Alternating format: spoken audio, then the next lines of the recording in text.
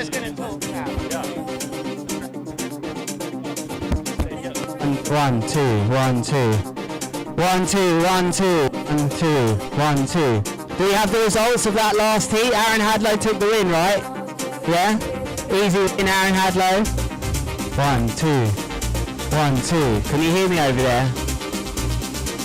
Jet's a massive pussy. Jet, can you hear me over there? Jet Bradshaw, can you hear me? Yeah, okay.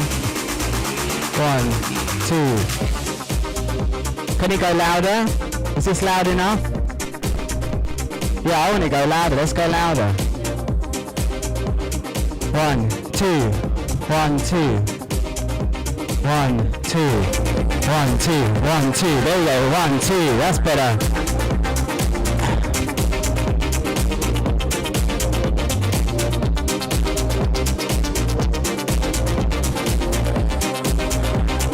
Alright, a big welcome to the High Five short line competition. My name is Ruben Lenton. I'll be talking you through it today. Heat number 1, Cohen van Dijk versus Damien Rolefsey. Is he South African? That's got a South African sound to it. Damo, South African? No? Damien Rolefsey. It's got to be South African. How do I say it properly? Rolefsey.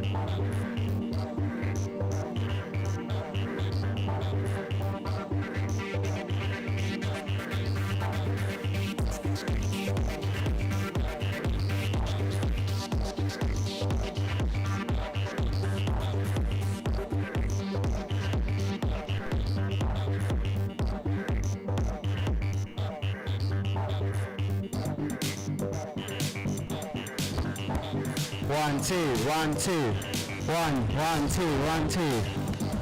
1, 2. 1, 1, 1. Tony 1. 1, 2, 1, 2, 1, 2. 1, 2. 1, 2. Hi Julian, how did golf go today? Got smoked. Who by? What do you mean by who? The British. They got one back over the South Africans. It was bad. I mean, how bad? Like you won 5, 6 holes out of the whole game? How bad are we talking? I've got to stay in the wind shadow so that my bum doesn't go. That's how bad. Alright, Julian Zen's here with me today. We're going to be commentating you through this.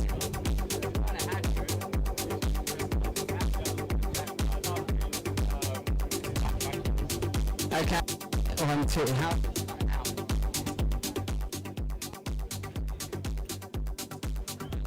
Ruben Lenton. I can't do a Ruben Lenton accent. Probably just a swear word. Okay, we have a request for a vehicle which is breaking the rules. This is a truck, you call it a bucky out here. It's a Ford Bucky, registration plate Charlie Alpha 629170. If you know whose truck this is, can we move it please?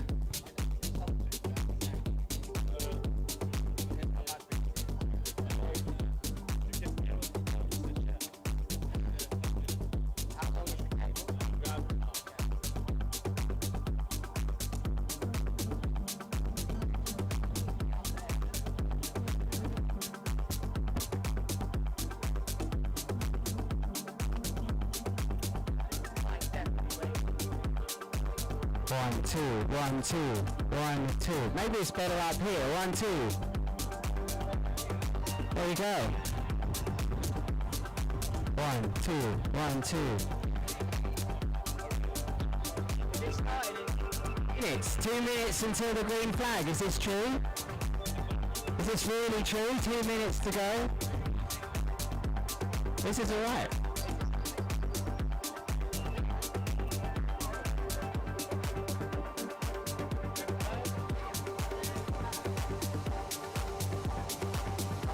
I know, yeah. To get that wrong. 2 minutes until the 2 minutes flag is the best way to describe it. 10-minute heats. Two of the best tricks will count today. I did read that there's an unlimited amount of tricks, but then I also read it's out of their 10 best tricks. But then who can do more than 10 moves in 10 minutes? Stephen Ackersdyke, can you do more than 10 moves in 10 minutes? More than 10 moves in 10 minutes. You could do 10 moves in 10 minutes, I bet. Okay. And each of these short line kite loops. Luke McGill, are you competing today? You're not competing today.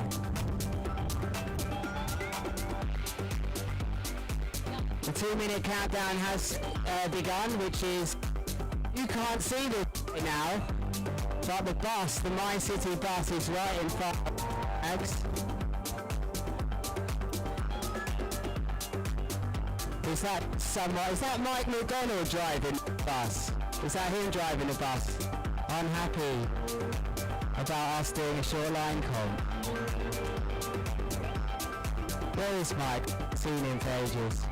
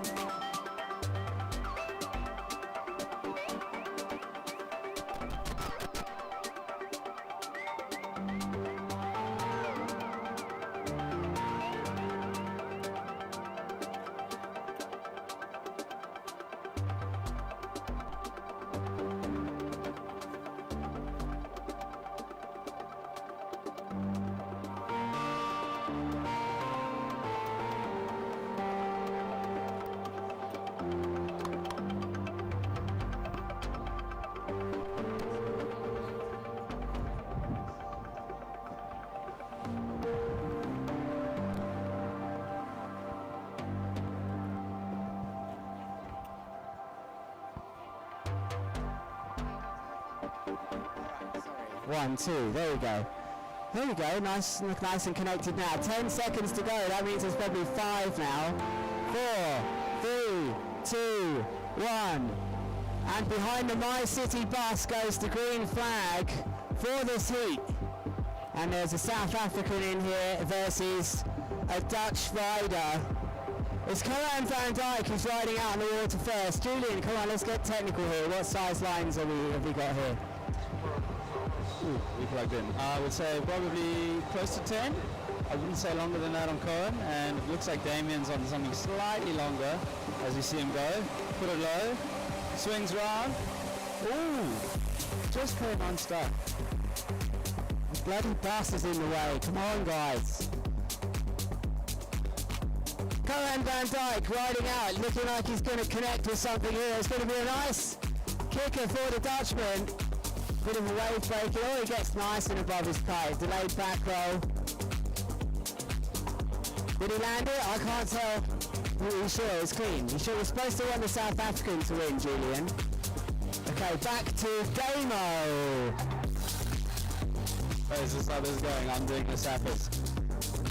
I think at the moment the boys are just waiting for some waves, seeing if anything's coming in on the horizon. Waves obviously not being massive today, but we've got plenty of wind this time. As you see Cohen flying out. Just opting out of that one. Boys just staying patient. Nice smell around here at the high five centre. Oh, Damo, big Damo! Sends one. I can't do his surname. What's his surname again?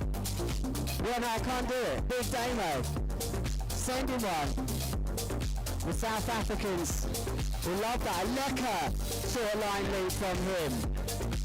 It's Coran van Dijk, the Dutch rider. He can't quite find something now.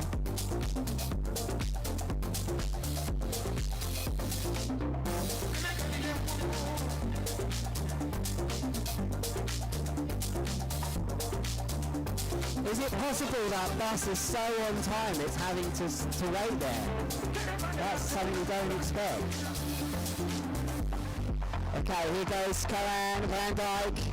Oh, he's got connected there. Shoreline, Megaloo, board off. He lands cleanly. How can you see that through the windows? Do you think the passengers saw that? I think they might have. Otherwise, when you're taller than 5'4", you can see over the bus. Sorry, Lou. Maybe the bus driver is just a kiter and he wants to see the action as well. I think Damien's got his work cut out for him here after some impressive showing by Cohen. But I wouldn't count the kid out just yet. Maybe the bus driver's broken down like your golf game this morning. You know? Damo!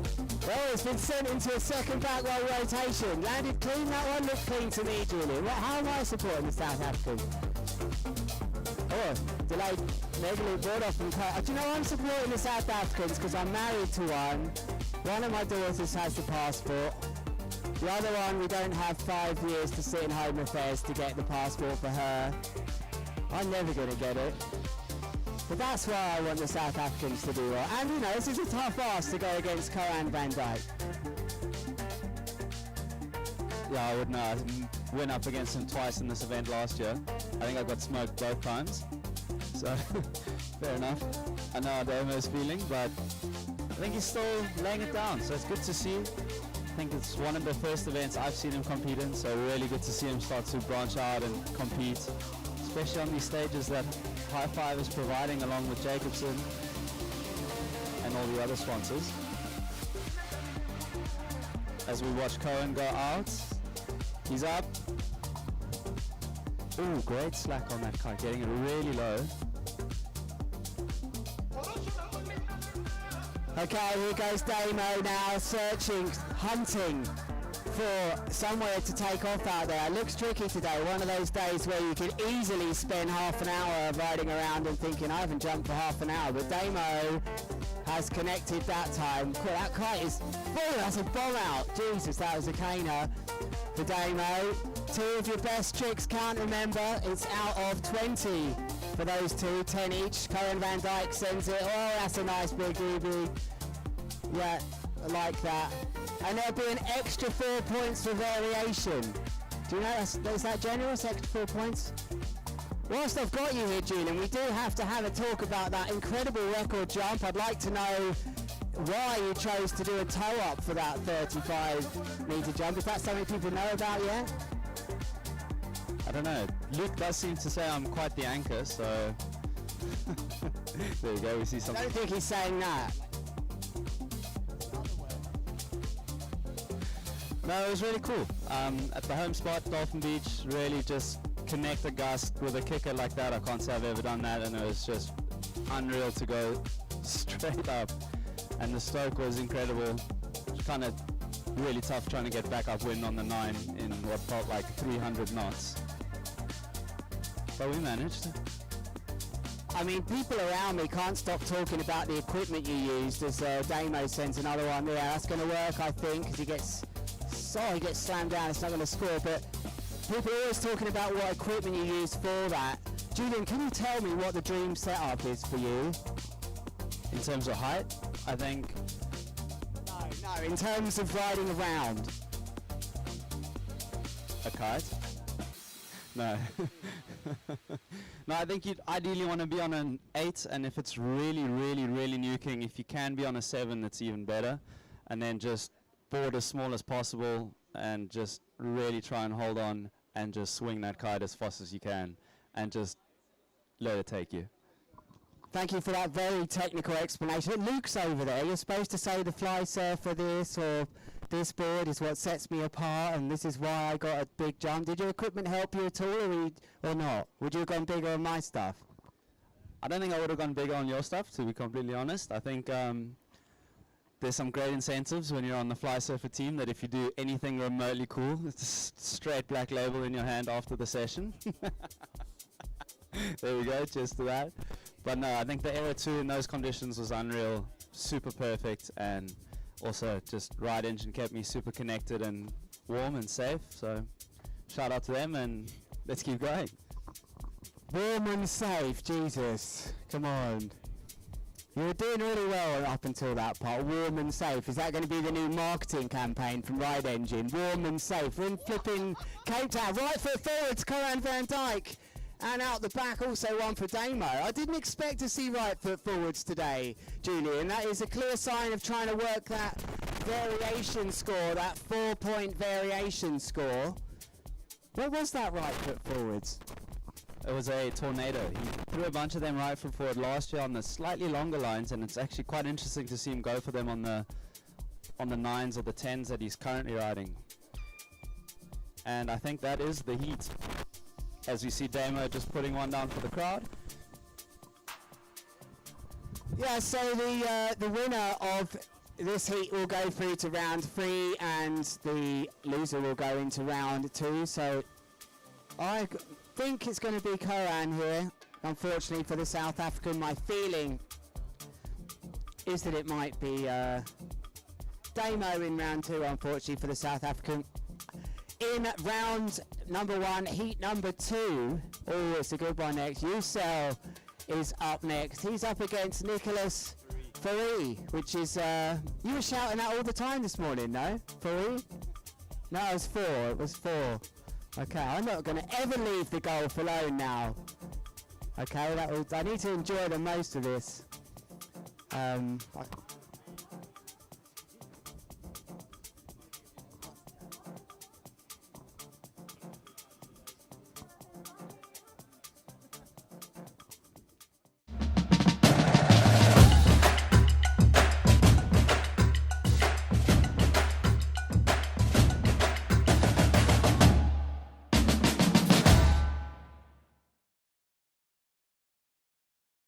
Truck, that would just make it perfect, wouldn't it, if we could move that truck.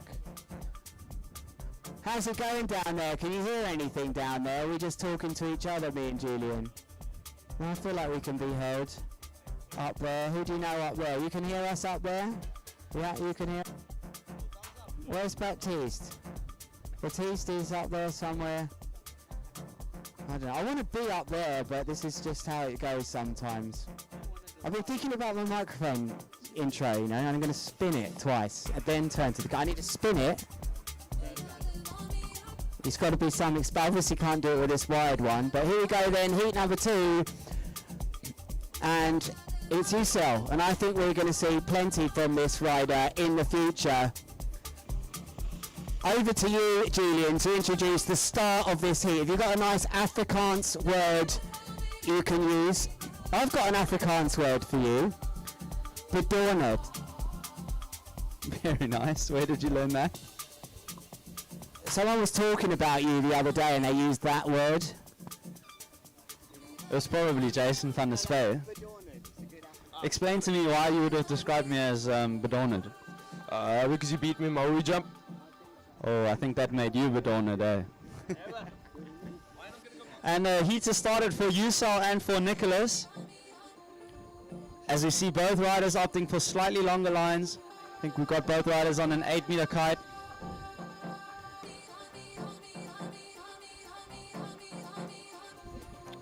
Let's see.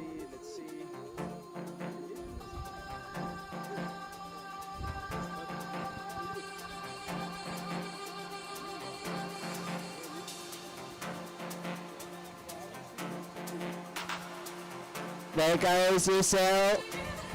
Nice opening manoeuvre to the start of his heat. Dylan, what size are you taking, Ross? What are you taking? 8 meter. You're too lazy to pump the 9. Do you think it's 8 meter weather? No, and we see it's not. It's not. You sounded disappointed about that, Jason. Is everything okay with your 9? Or is it your favourite? You just prefer the 8? Okay, what line length? Is it a secret what lines you're on? Okay, top secret. 4 more meters than he normally rides. Okay, interesting. So any of you that know Jason's normal line length, we know now what he's going to be on. 25. You're the one on long lines, mate, around here. I'll miss the 23 meter lines, but you can back that up with some of your Woo scores, can't you? What did it say on the other thing? Do you use the other thing? Surfer, they are a sponsor of this event, I must add, and I must now talk professionally about them as well. They're not the other thing. This is Surfer. Thanks for sponsoring the event, along with Mystic Jacobson, SpaceX Kite Surfing, Cuffin Kite Surfing Limited, Onyx, and Louis, and Dirty Habits, and Heatscoring.com, and Kite Manar. Any others? You could do that one.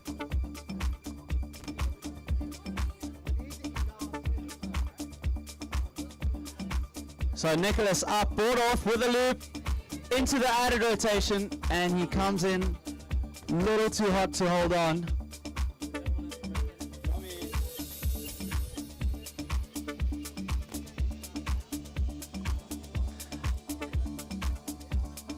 As we just see Ucell upwind, getting attacked back up, trying to create some space. So, we have this random guy who I've never met before. Ucell, massive, coming in right foot forward. Big late back roll, and he lands clean after that added rotation. Giving the judges something to think about, going both ways on the variety score.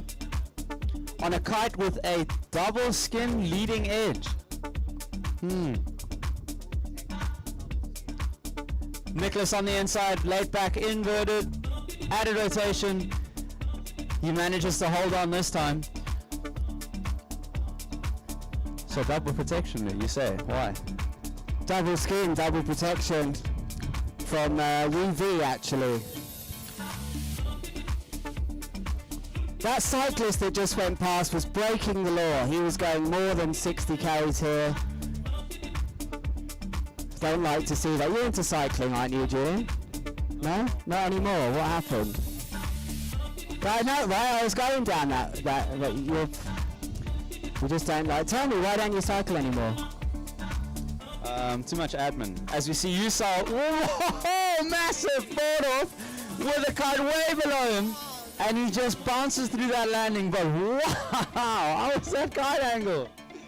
That was extreme. Now that's an indication that the wind has picked up a little bit, I think. We just were having a look at the wind data, and a gust of about 38 knots, I think.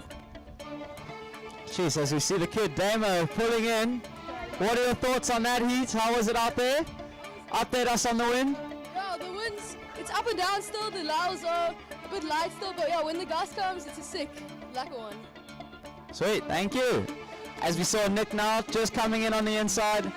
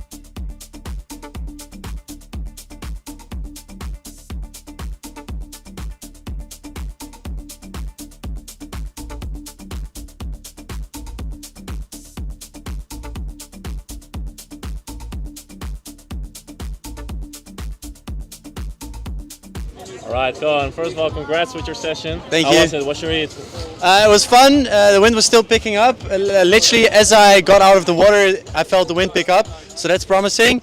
I did all my tricks, so that's good. I'm happy and keen for the next heat. All right, nice. And how did you feel about your preparations? No preparation. No preparation. No. That's the best. That's sometimes. Yeah, that's the best Put the sand preparation. and put the kite low. Exactly. With this short lines, it's just switch off and go. Huh? All right, perfect. We're gonna see you in the Thank next you. heat. I'm really excited. Thank you.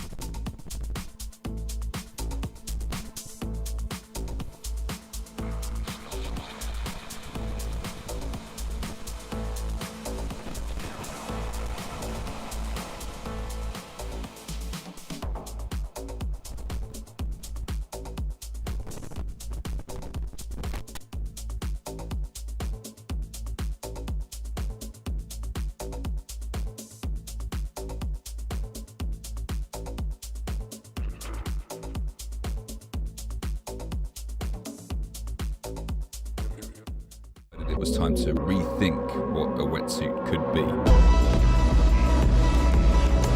Built with natural foam, including natural rubber, sugarcane, oyster shells and plant oils. So while it's 100% neoprene free, the Evolve still feels exactly like a wetsuit should.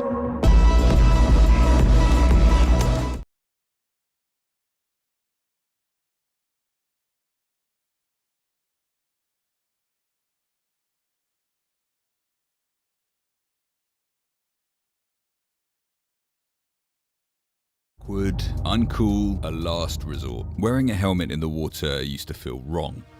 So we set out to build something better.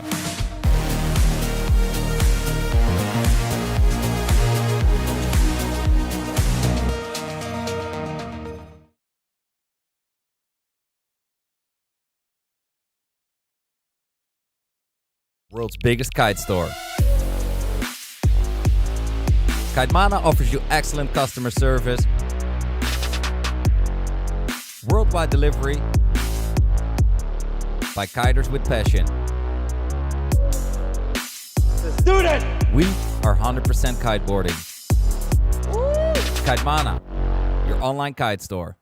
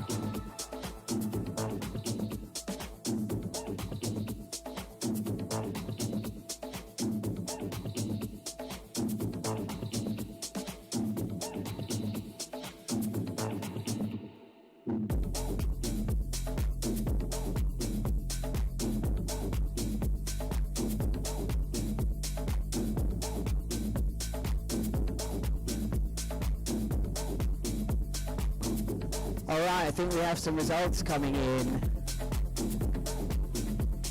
Was that deliberate? Okay, so let's have a look what's going on here then. So Russell taking the win. Next heat to me looks like Josh Gillett and Sven Melkeholt. Sven, what do we have on Sven? Anyone got some inside info on Sven? A big hello to all you listeners listening online. I've just been told that this is also being live streamed. Thanks for telling me that 20 minutes into my nice relaxed say what I like job down here today that's come last minute. I now have to think about you online and being very professional. And to those of you online around the world, we have Julian Zenz here today, who played golf this morning and didn't win one hole. And if you don't know about golf, it's 18 holes. And Aaron Hadlow and Lewis Crathon went on to the first tee with one plan in mind today, is to not lose, but I wasn't expecting that. But anyway, Julian, it's a big part of your life, golf. I won't get too much into the wind-up, so why do you like golf so much? I think let's focus on Sven heading up, trying to find a kicker.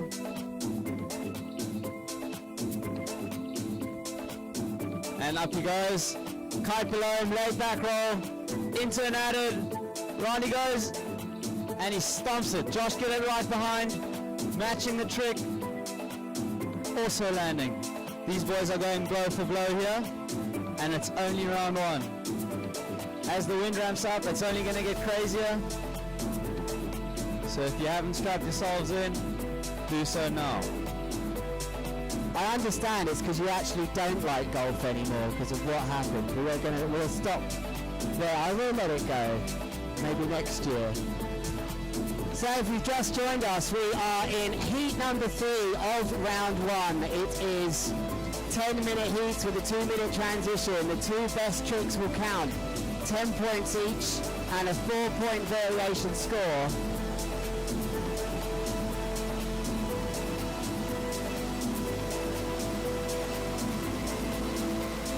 And if you've missed the first part of the action, in Heat 1 we had Cohen van Dijk versus Damien Rulofse. Cohen taking him out. And then in Heat 2 we had Usal against Nicholas Fourie.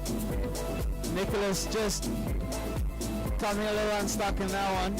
So Damien and Nicholas will be going up against each other in Heat 1 around 2. So for the an all Safa heat. As we see Sven, contra boogie, Kite below with souls.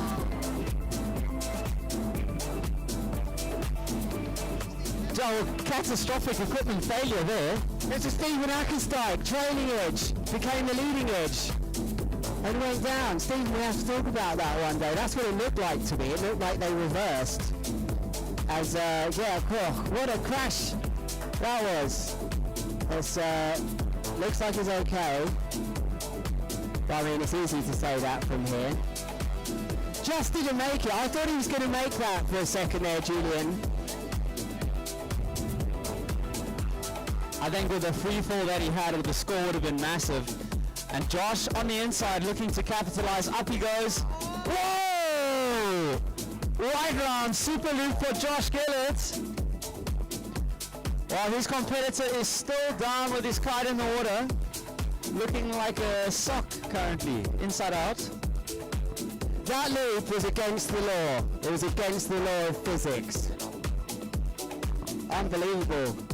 The boat in the background there looking like it's having to do a bit of work to stay stationary. That's definitely picked up. So Josh Gillett really belting one of the biggies of the day so far. What's he going to do now? He's probably got the confidence up now. Maybe we'll see the short line loop with a delayed back roll as who's that on the duotone? Wow, that really amped it up here.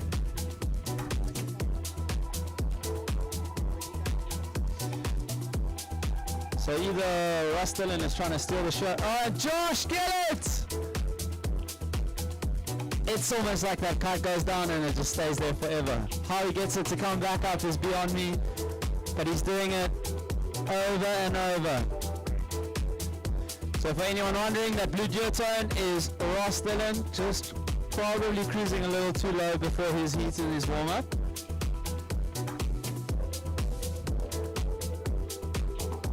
And are there any updates on Sven? Is he back up? Does not look so. Okay, so Sven way downwind. He's got to have his caddy running with a spare kite. What's going on here?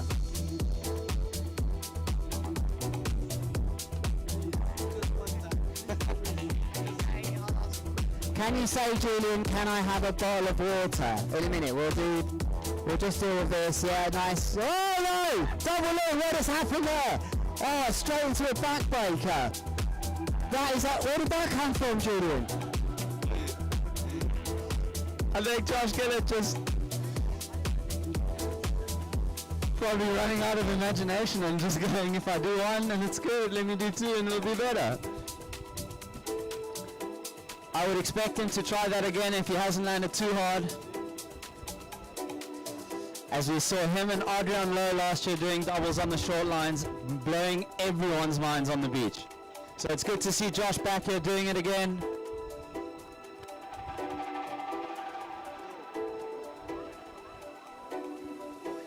And geez, Lou, Josh pretty much getting a free pass in this heat with Sven's equipment failure. What do you make of these kind of heats as a rider? I don't know. I feel like this is tricky because everyone's watching it and then the wind's picking up and up and up. You've probably got your kit set up for your heat right now. And I think the hardest thing to do is that's Stino warming up, yeah. But the hardest thing to do is to not be tempted to change your equipment now and think, right, the wind has picked up. Jason, what do you think? You're thinking about 8 meter. Is that tempted you? Yeah, exactly that. He's not sure. Looks a bit worried. It's a bit windy. He looks a bit scared here, Jason. But he looks like he's nice and warm and comfortable with that Brunotti suit and harness, right, Julian? Well, but we don't know about safe. That's the important one, remember?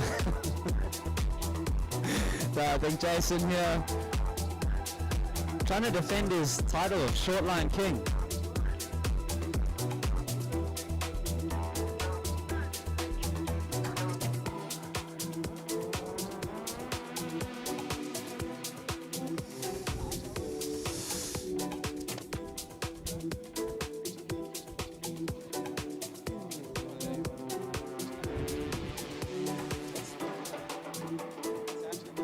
Okay, Josh looking to go back up now. First kicker, up he goes. 1. 1.5. Kind of kite loop, immediate down loop.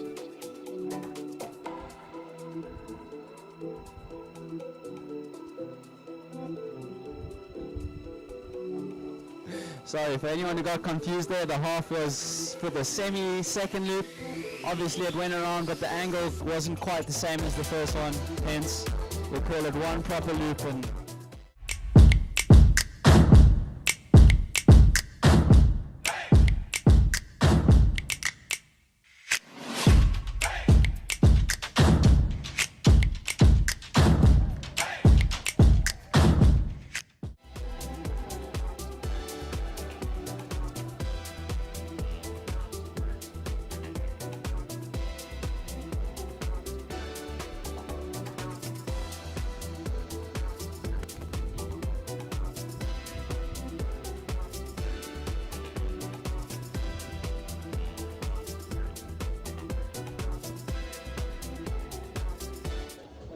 All right, welcome to the live stream. How are you feeling? Yeah, feeling good. I'm happy with the conditions, happy with my performance. Wind is kicking in stronger, so all is going good. It's looking really nice out there. How do you feel about the wind? It's picking up?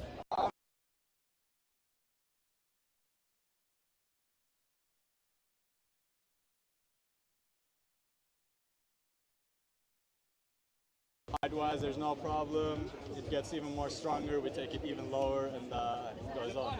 Perfect. So what can we expect from you in the next few heats? Yeah, I want to get the kite lower, so I may switch to a shorter line length, like 12s. I'm not sure though. We'll see, but.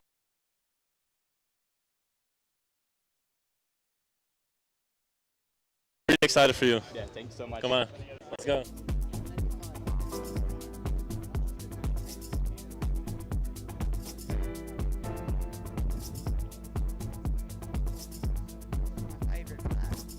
And it's the yellow flag. This is the 2-minute flag. But whenever you talk about the 2-minute flag, there's always less than 2 minutes to go. So 2 minutes in between each heat. Remember, 10-minute heats, and the two best tricks will count.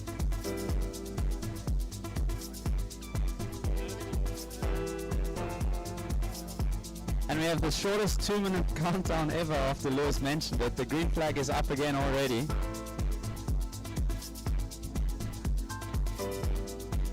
As we have Jerome versus Stino in the next heat. We see Stino heading out on the purple kite in the red singlet. Up he goes. Big left back roll kite way below him. Added rotation. He sticks that. Now how will Jerome answer? Back roll into the huge yank on the loop. Sorry, I missed a bit of that. A bus drove past and I couldn't see. Golden arrow this time. Mike McDonald on the Golden Arrow bus, looking for a parking space. Now that is quality branding over there. Look at that truck over there. That was very clever branding.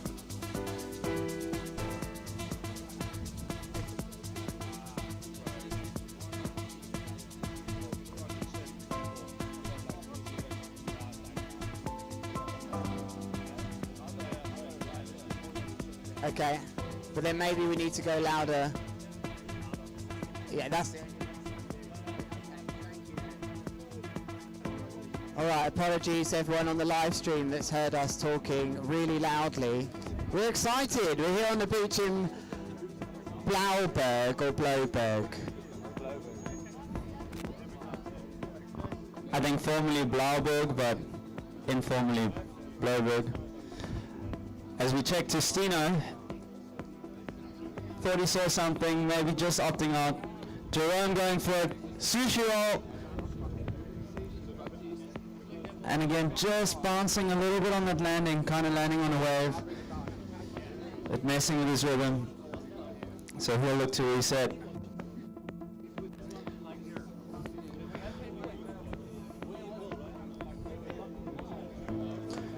And Stino now heading out. Let's see what he's got. Stino still going. Hello. Stino still going with speed. Up he goes. Bogey swings around and he lands. So he's now got 2 scores on the board.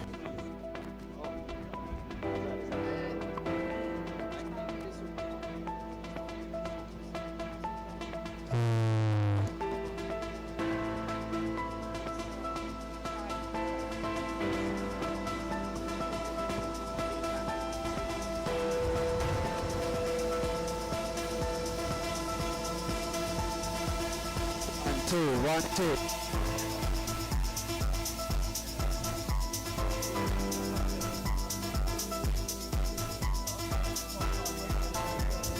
All right, here we go. Stino is going to connect. Or not.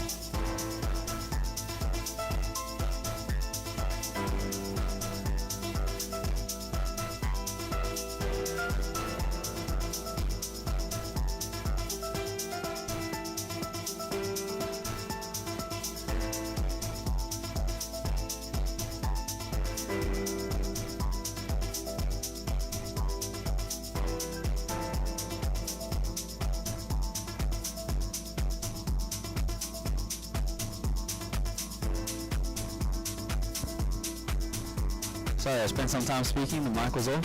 Thank you, Lewis. Just to reflect on Jerome going for the sushi roll. Stino on the inside, laid back forward off. Coming around and he sticks that.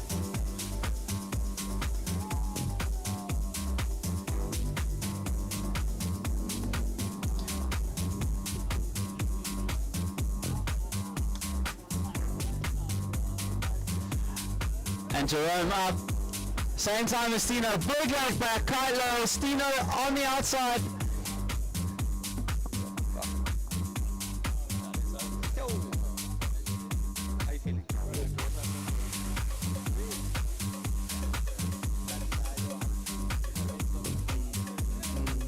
So now as both riders will be coming back up the beach, make up for some ground.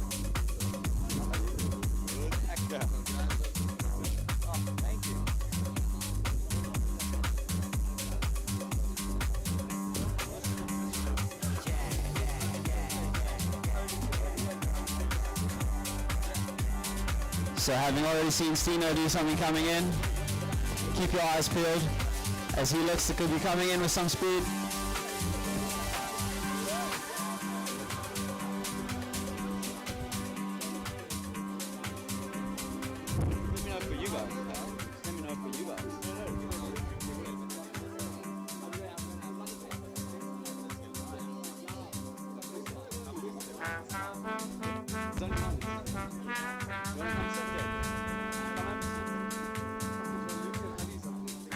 So, joining us in the booth, we have Jethro Bradshaw. Jet, why aren't you competing? Cut a long story short, that beautiful mountain in front of me, in front of all of us, got the better of me this morning. Tripped and fell, but it's all good. Stoked to see the boys training nonetheless. We got Stino going out at the moment. Taking off huge boogie contra, that was absolutely insane. Sticking it super clean. These King of the Air boys trying to combine their technical tricks with trying to get the cart low. Let's see what the judges think of it. But I reckon up next, the heat of the day, we've got local legend Gianluca D'Ambrosio up against the Polish Nightmare, Adi. These boys have been ripping lately, really pushing the short lines in front of half five. It's going to be an epic heat. Stino taking off. Unfortunately not getting that cart loop board off. Still looks sick. So what are your thoughts on this event, and in terms of feeling like you may have shaped a little bit of it, being a legend around the high five scene and being known for riding short lines, do you kind of feel like this event is somewhat your baby? As Jerome goes for the double, he gets pulled into a late back roll. The carnage is starting. We see Jet getting very excited. Stino up, board off, late back by the fin, board's back on. I don't know if he landed, someone give me a confirmation. He did. I see a thumbs up from a guy in a blue hat down the bottom. But back to Jet. How are you feeling about this event? Yeah, it's super cool. Obviously, this is my home spot here. So, yeah, kind of a couple of years ago, pushed up to start setting up a short line comp. So, yeah, it does feel a bit like my baby, but yeah, actually quite stoked to be on the sidelines watching the chaos going down. And that's the end of this heat. Up next, we've got Luca against Adi. This is going to be a power heat. A bit of a different setup between these two riders. I think Gianluca's on 10 meter lines, Adi on 14 meter lines. So let's see what the judges will think of that. And equipment-wise, what would you say is the best option for right now?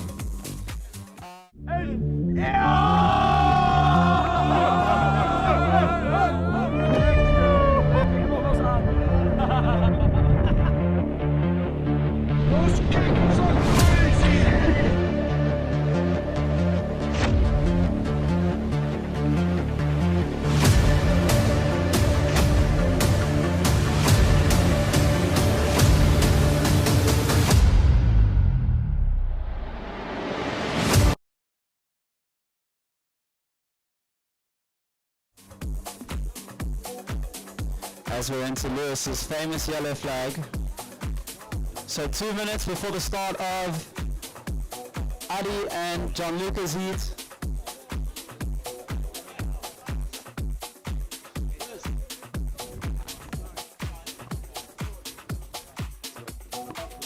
Hey, is this thing on? Is it working now? Well, people are messaging me like, stop speaking so loud, we can't hear on the internet. Anyway. Yellow flag, hey, that's my favourite flag. It's the 2-minute flag, so that's a chance to have a look at some of the results coming in. And this is what you don't want to see, is your name in round 2, but you could deal with it, I guess. J-E-R-O-N, Jerome.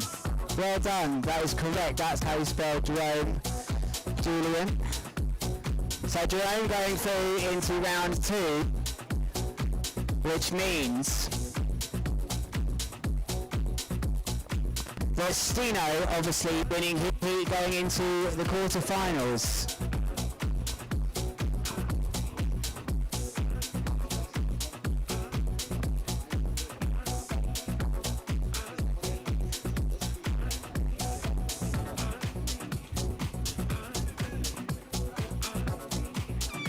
Well, how did you land that? Someone tell me what happened there. Did he actually land that? On the star, it's green light, so we got the green flag. We're ready to go.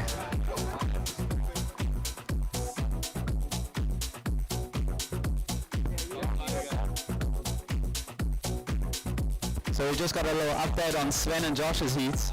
Sven had both power lines snap on him, which caused his equipment failure. As we go to Gianluca, up he goes, kite below him, great angle, great power, he comes down, just landing, and you can hear the disappointment in the crowd. They all want their local boy to put on a show. And up goes Adi, late back roll, coming in hot, great smooth landing.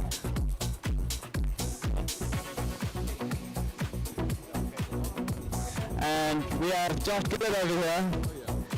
Give us some updates, some insights on the conditions and what your thoughts pattern was in the heat that you just rode.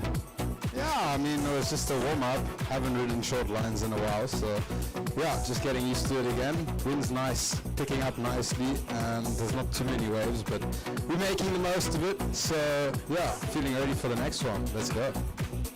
As Gianluca, late back roll. Great kite angle, and he's landing that one clean this time. So Josh, knowing what you did in that heat, you threw the first doubles of the event. A little cheeky with a little line pull. I wouldn't really call it a proper double, but it was just a test. So I think Josh just improvising a little bit because he's got plenty of tricks on long lines, but on short lines he's a little limited. So he's going to figure out some new tricks. As we see Adi heading out, up he goes, contra, boogie, whips it around, and big landing straight on the backside. He's going to feel that one tomorrow. But for anyone who didn't know, he's Polish and hard as nails. Gianluca just getting spun out in the takeoff.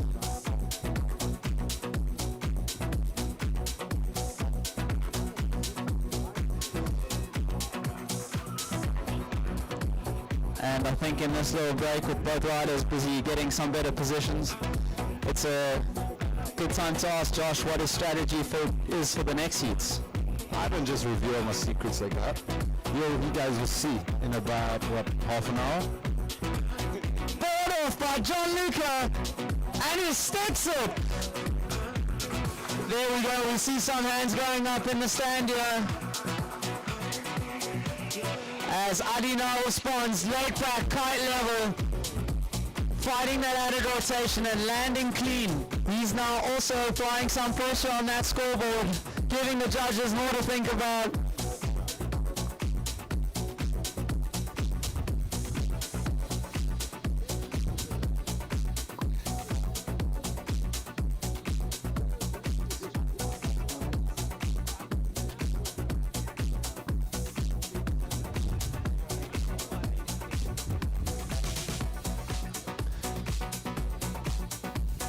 So for anyone wondering why you're hearing so much of my voice, my partner has lost his mojo.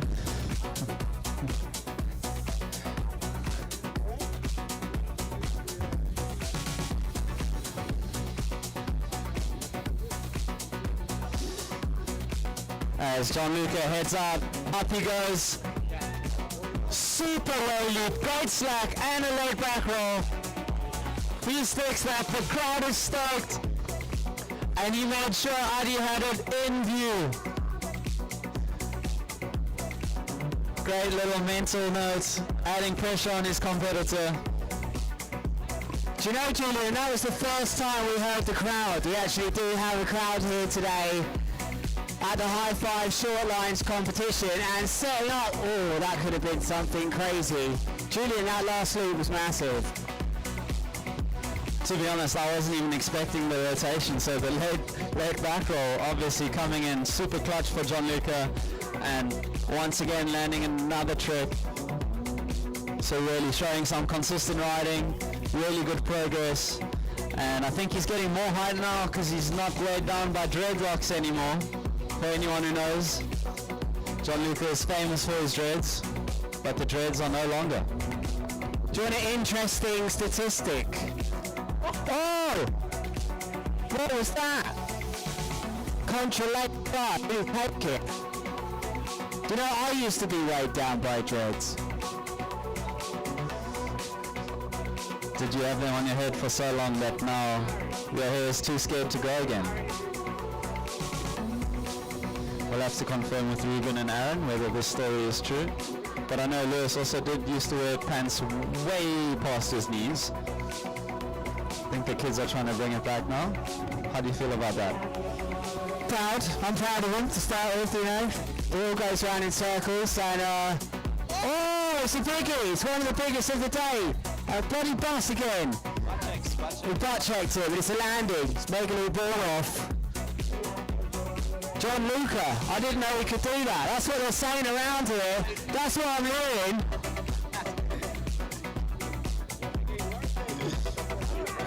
Who needs enemies when you got friends like this, huh? Look at the boys.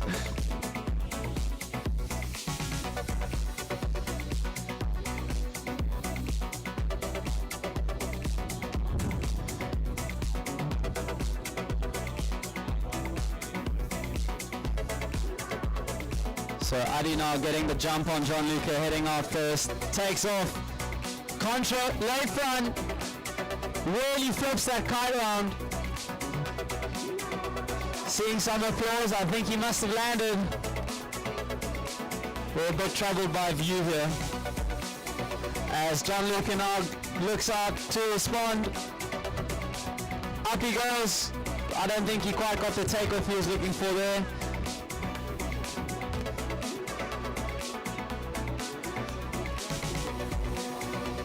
As we have Stino, how was that out there?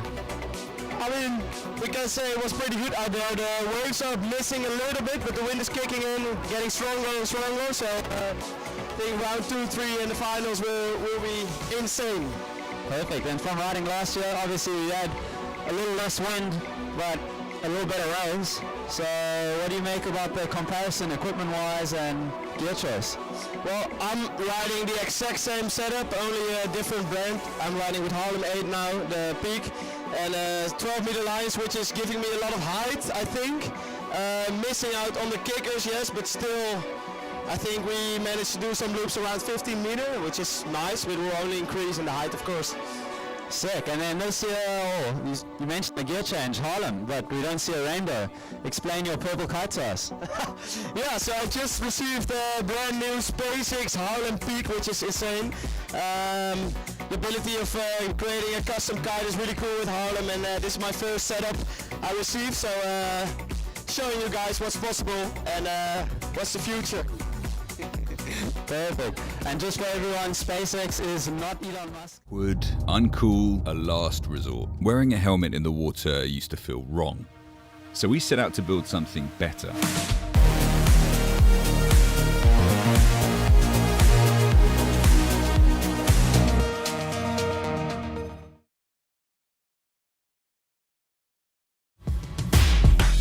I'm feeling the flow, I get high. More than I drop is the more I get low. The music is lifting me up again, so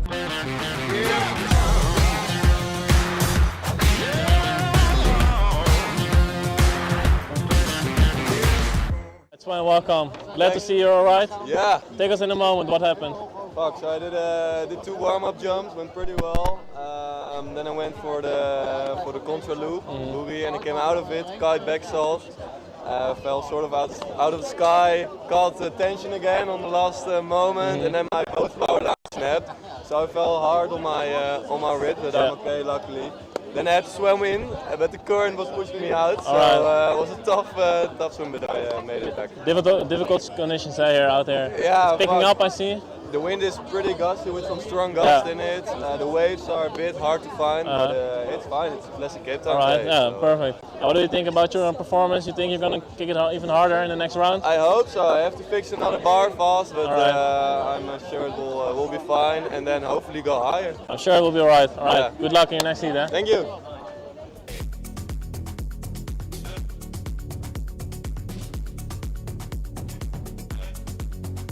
So joining me here now in this transition period are Cohen van Dijk and Jason van der Spray. So Cohen, second iteration of the Hi-Fi Shoreline comp. Give us your thoughts on this year, obviously defending champion. Yeah, I'm excited to be here. Very lucky I could be here. It was quite a mission to get here, but we made it. First heat's done. Into the quarterfinals. Wind's looking like it's picking up, so I'm excited for what's to come. And for everyone wondering, difficult to get here did not mean out of bed. Cohen has been on a bit of a 4x4 safari through Cape Town, Southern Africa. So tell us about that a little bit. And Cape Town is not for beginners. Hey, it's quite a drive. Hectic stuff out there, but very cool. Super. And Jason, your first short line comp. Give us your thoughts as this heat has now just started. I'm excited. I'm coming to take Cohen's bacon. And in this heat we have another all South African heat. Ross Dillon player versus Adrian Lowe.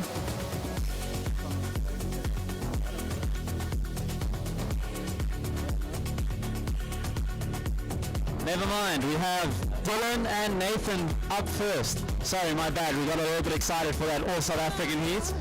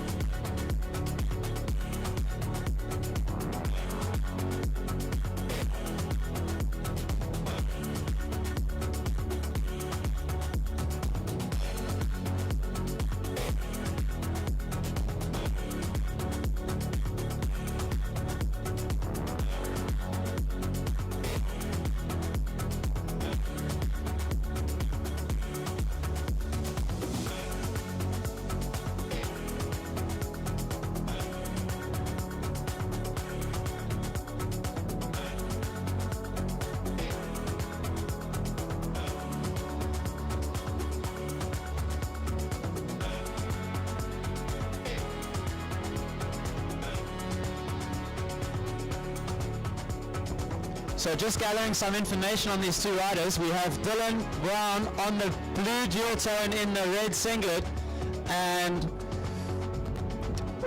Nathan Pizzuto in the yellow on the core. So I've just been told we have Dylan out of the UK, Dylan Kites on Instagram, and Nathan all the way from Oz coming to Cape Town. As he takes off, really good late back roll, added rotation, coming in smooth. Looks like he stuck the landing. As these riders will be trying to figure each other out and apply some pressure and just get a rhythm going.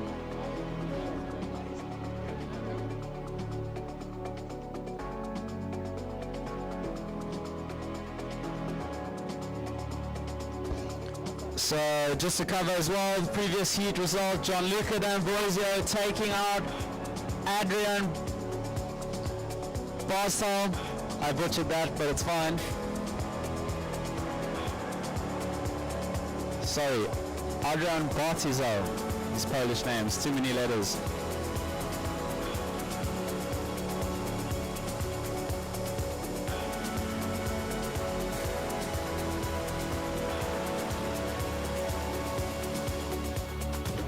As you see the riders just taking some time, waiting for some waves to give themselves the best chance to go massive.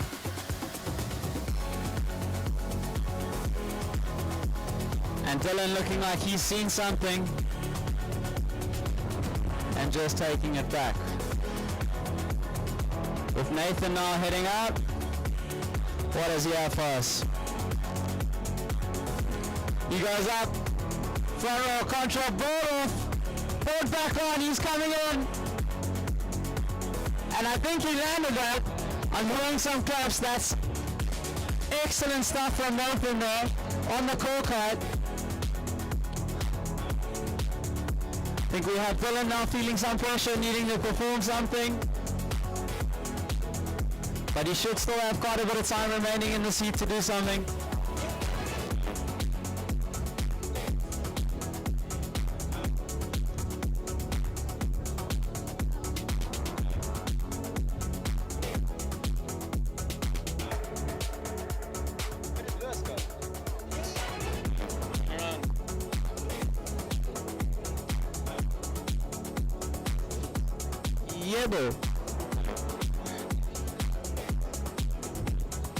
So both riders now doing some more tricks. As I'm just looking around for my partner, Lewis Graffin, where are you? Please make your way back to the booth.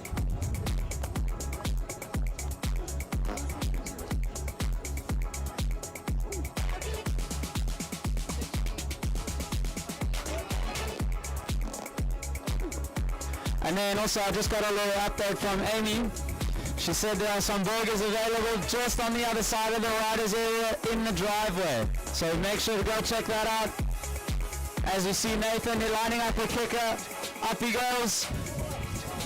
Not getting the takeoff he wanted.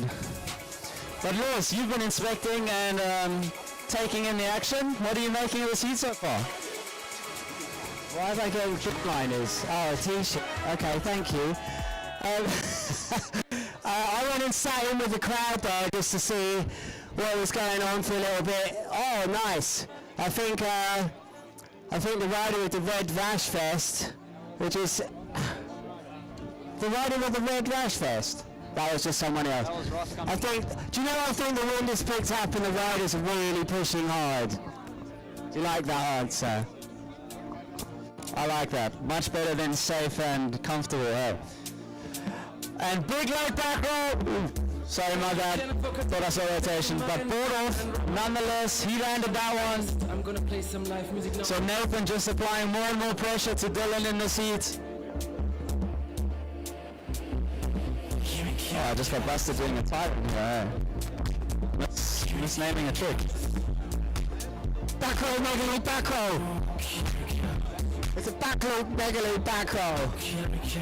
Welcome everyone listening online as well if you can hear us. It is around 35. No, oh, Adrian Lowe just got wins. What a surname to have. Is that not the most appropriate surname of all time in the history of kiteboarding? Adrian Lowe. Do you like that one? As you have the British sense of humour kicking in. With Dylan on a buggy, low kite, comes in, and he sticks that, answering a low hook to Nathan's moves that he's been putting down in the seat. But back to the question, Lewis. I think Lowe has to be the best and most fitting surname for a shoreline rider, and he's very much made it his forte, specialising in the shorelines, and he's done some insane tricks on them. Trivia course for you, Julian. Name me another rider with a suitable surname for shoreline kiteboarding. I'll give you a clue, he thrashed it this morning. I'll give you a clue, he thrashed you a golf this morning. Hadlow. Makes sense as well because had is past tense and he's a fossil now. But then in shorelines also, Nathan up. Just not getting that takeoff once again. But another fitting surname for kitesurfing is your own, Lewis. Crashing.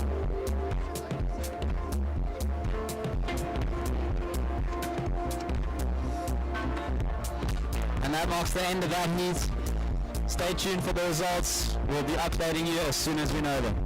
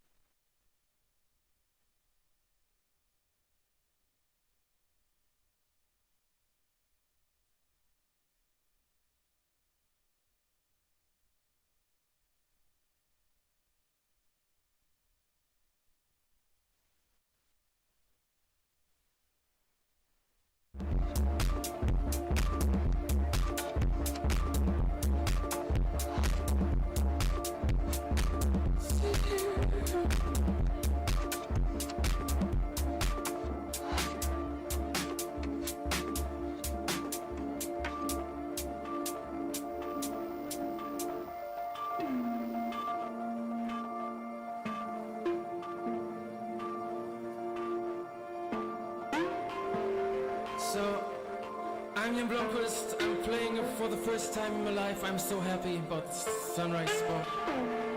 Okay.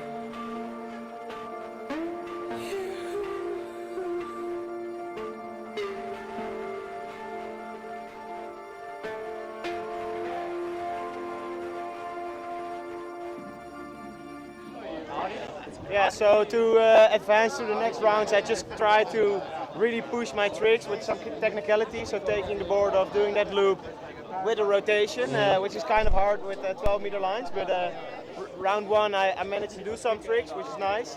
Good warm up, feeling ready for the next heat. I scored a 3.5 for the variety, so that means I'm on the good track. Yeah, that's good. So let's see how far we can push perfect. it. We're excited to see you in the next heat. Huh? Good luck. Let's see us in the final. Perfect. Would uncool, a last resort. Wearing a helmet in the water used to feel wrong.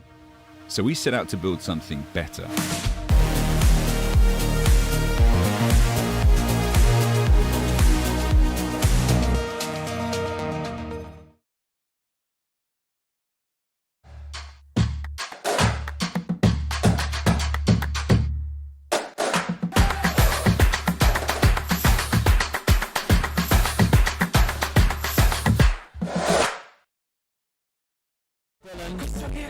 Adrian looking to draw first blood. Super low, late back roll. Crazy slack. The reaction of the whole beach there is the same. And Ross now looking to answer. Up he goes, quite low. Right on the road for Ross. Ross landing. And Adrian straight back out into the next one. Super low, crazy slap. Oh! Just not able to hang on. What a start to this heat, Lewis. 3 tricks within the first 30 seconds. You're kidding me, that's impossible. Who's winning the heat though? Well, so far with one landed trick, Ross is leading. Adrian just not managing to hang on either of his 2 attempts. And as we see the ocean just coming to a slight go slow, so both riders now will be looking to get back in position, try and line up something, and go out.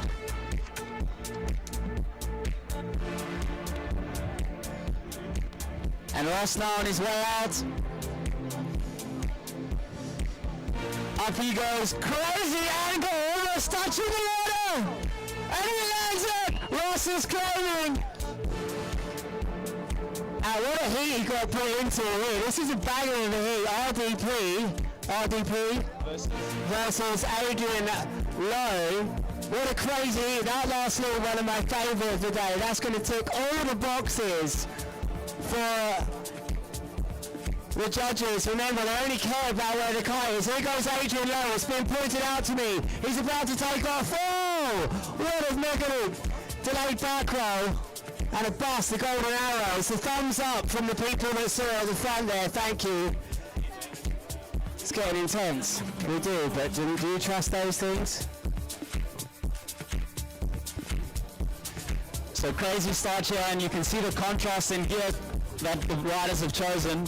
As we see Ross, super low kite angle, he's landing, but we see the odd difference in gear. We have Adrian Lowe on slightly shorter lines, trying to put it lower, and we have Ross on slightly longer lines with a little bit of a bigger kite, trying to maximize on height.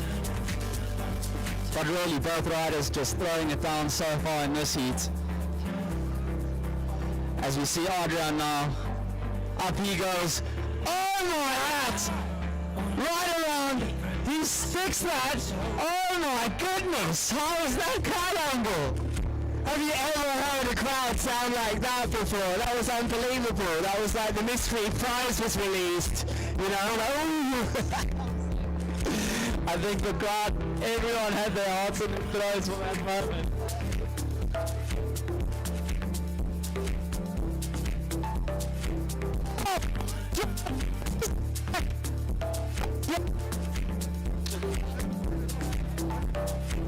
testing. 1, 2. We are back.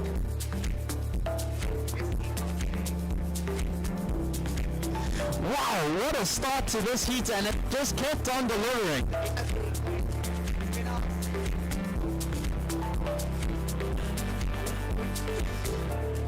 So both riders really laying it down in this heat so far. And I think we have a new member joining our commentary. We have the joining. Aaron, what are you thinking of this heat so far? Yeah, it's pretty good, pretty wild. It's nice to see Ross out there with that big contra loop. I didn't expect that. Yeah, and super low from the ROD, so let's see this one. Confusing. Oh, break that board off! He lands it! Oh my goodness!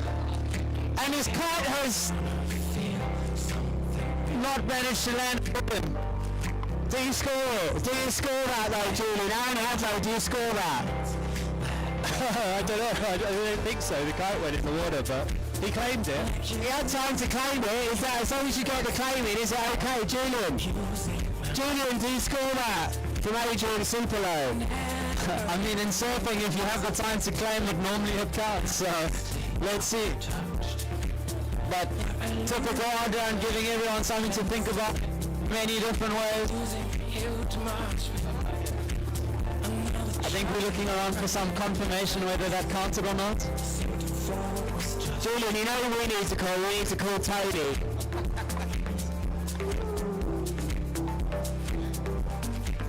Our rules official, the official, unofficial rules official. And Ross just not managing to connect that one. Both riders now next to each other. And I would expect Adrian to do that trick again, see if he can nail it nice and smooth and get all those points on the scoreboard. Ross now with the jump, up he goes, kite leg back roll, kite level, swings round, he holds on. And you can't even reach her anymore. So we just got confirmation that last trick of Adrian Lowe, the leg back board off with the kite crash, did not count. And you don't even know you get it right.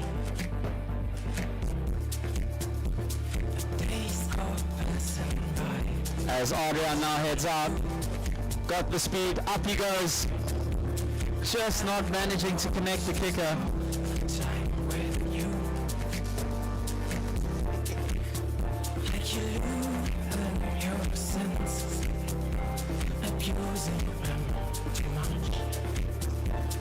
So a little bit of a break in the action. Adrian now looking to capitalize. Up he goes. Oh my, right back board off. Crazy angle. Ooh, that one's going to hurt tomorrow. There's a crowd favourite. There's clearly a crowd favourite there. We haven't had Jason out yet, that's to be fair, but the crowd really pushing him on. There's less than a minute left of this one, Julian. I think crowd favourite wise, you've got to look at it. Adrian, previous finalist of this event in the first iteration, and he really threw down. As we see Ross trying to do something in the last minutes, seconds of the heat. Crazy leap! Wow! Really moved that kite through the wind window. Emma knows exactly how you feel.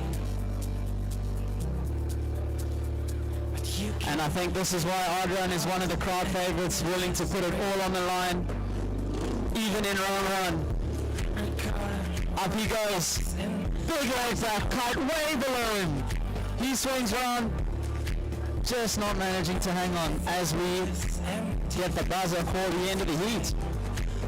Yes, what heat.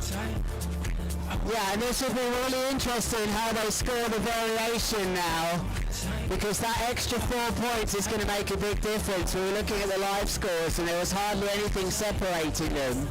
And for me, it'll be interesting whether this variation score is going to go between their two highest trick scores or all of the trick scores that they've done for that heat. So I'm not sure what the rules were on that. I think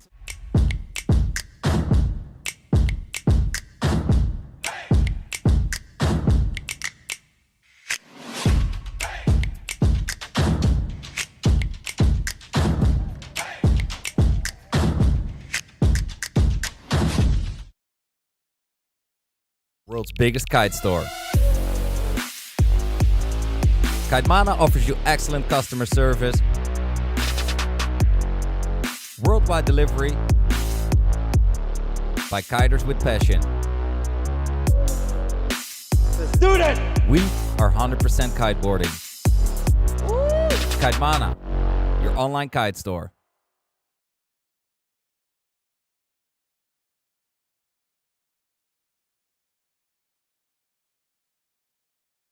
Luca, welcome to the live stream. How are you feeling? Thank you. I'm feeling pretty ready for my next heat. First one went pretty well. I just held back a little bit just to get some tricks on the board, feel out the conditions. The next one, hopefully go full tilt. And yeah, I got a bit of a tough heat against Josh Gillett. But yeah, anything can happen. Let's see. What heat, huh? Yeah. What do you think about the conditions out there? I think it's definitely jacked up a little bit from when I was out. But when I was out, it could have been a little bit more. But yeah, it's definitely picking up. And yeah, I think it's going to be exciting days. And you think you're gonna, you did good preparations before this? Yeah, I was riding every day out here. This is my local spot, so I'm riding here every day. So feeling pretty prepared. I haven't been riding short lines too long, so like my last pretty much 2 months has just been only short lines every time I get the chance. So yeah, feeling ready, feeling confident. All right, I hope you can get far and put the kite low, and we'll see. Thank you. That's a goal. That's a goal. Thank you, Mike.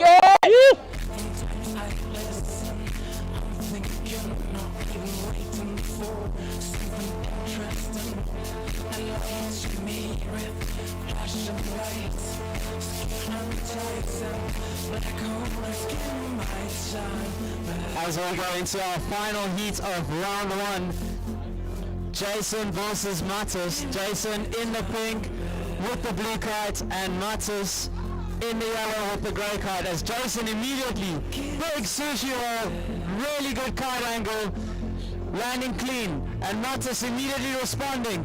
Also great angle, also landing. So both riders in the first 10 seconds land a trick.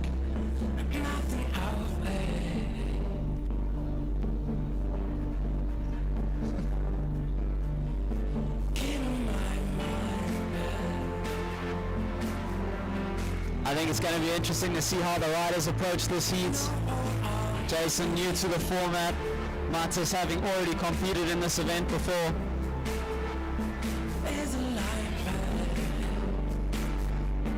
So let's see how that plays into the strategy as we have Matus heading back out.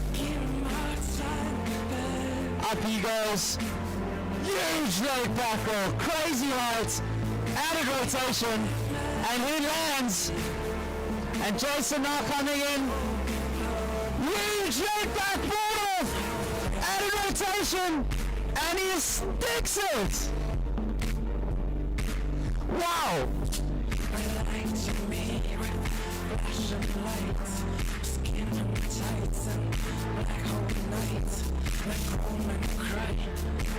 Matus laying it down and Jason answering. What a start to this heat. 4 tricks, all landed.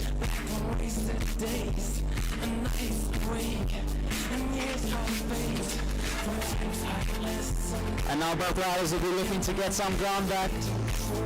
I don't anticipate Jason was willing to throw that trick so soon in the heat, but I think he was forced to by Matus after the strong start.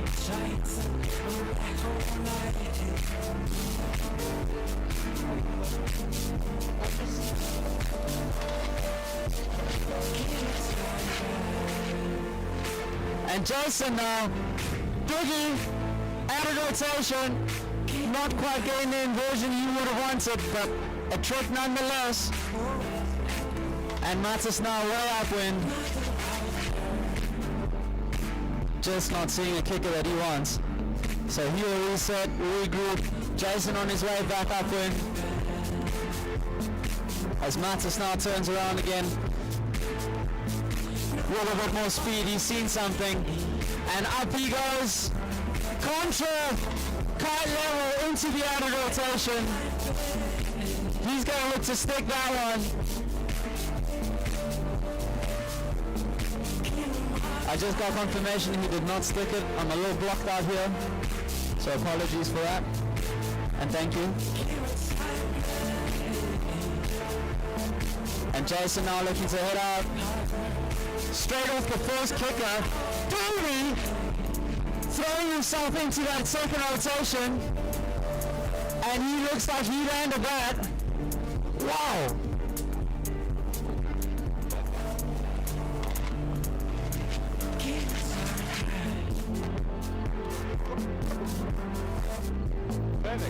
Okay, we've been given a little bit of a boost this seat here. So Lewis, what's it like to finally be a tall person? Feels great, you know. Might go. Okay. Which ones? Now I'm scared. Okay, here. Alright, welcome back to High Five Short Lines 2026. Myself and Julian next to me. Here we go here. We got Jason van der Spey.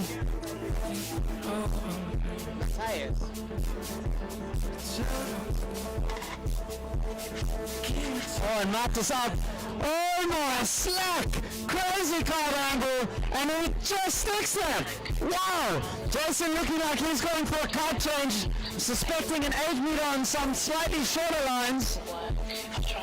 So we have our first or second pit stop of the day. Jerome being the first to do it in the second or third heat, and Jason now being the second person to do it in the final heat or round one. I think he'll be looking to go crazy low now. Yeah, we're well happy he's got that 8 meter. Do you know that looks like one of Sam Light's t-shirts out there? You'd taken a bit of my shorts. That is straight out of Sam Light's t-shirts. That one. So we think that's both these riders on 8 meter now. I'm not too sure about Mattis, but I think Jason will definitely be on an 8 meter now.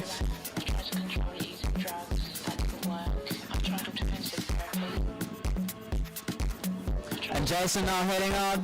We've just been told there's going to be a 5-minute break between round 1 and round 2. So for anyone needing some refreshments or some food, there are some burgers behind the riders area in the driveway. Make sure to go check that out. And Mattis up, going for the contra. So smoothness. Wow. And he's landed that one as well. So Jason's still not having found the kicker that he's after for these shorter lines. He's riding up and down, he's searching, really putting his rainbow card on display. Hey, we got the rainbows, mate. We started with the rainbows around here. Let's take a look at the live scoring. Is he interested this time? Jason van der Spey? Or will it be another tack abortion? It's a tack abortion, William. He's telling me back. Oh, we've just reached the controversial point, folks. I think Jason's seen something. Yes, they are loose. They are leader here. 4 in a row though, he turns around. 1, 2. He's back in and out again. 1, 2. Alright, maybe we're getting too excited. But if Matthäus, if he finds something here, Jason's had about 5 minutes of searching now. We all know how that feels when you can't find something. Maybe out the back, maybe that is going to work out for him. He's got his eyes on it, he's hovering downwind, he's going to try, but I don't think he's got any power in the kite there. Here we go. No, 5th tack abortion. Is the South African in trouble here? I think with how close this heat is, I think Jason will currently be leaning into his variation until he can connect one of these loose on the very short lines. And he's now heading out. He's got less than 30 seconds left, but I think he's got one. And he's kicked out of that one as well. So Jason going for a record number of tacks in and out without a jump. As Mattis looks to answer for his massive late back roll. Great slack, added rotation, and he lands cleanly in front of that wave, while Jason is still looking for a trick. Julian, I hate to say it, but it could be the second big upset for the South Africans today. Golf was the first one. Sorry folks, I asked, my mistake. But I think this heat's going to be coming down to the wire, and it'll be interesting to see what happens. Jason obviously new to the format, Matt is experienced.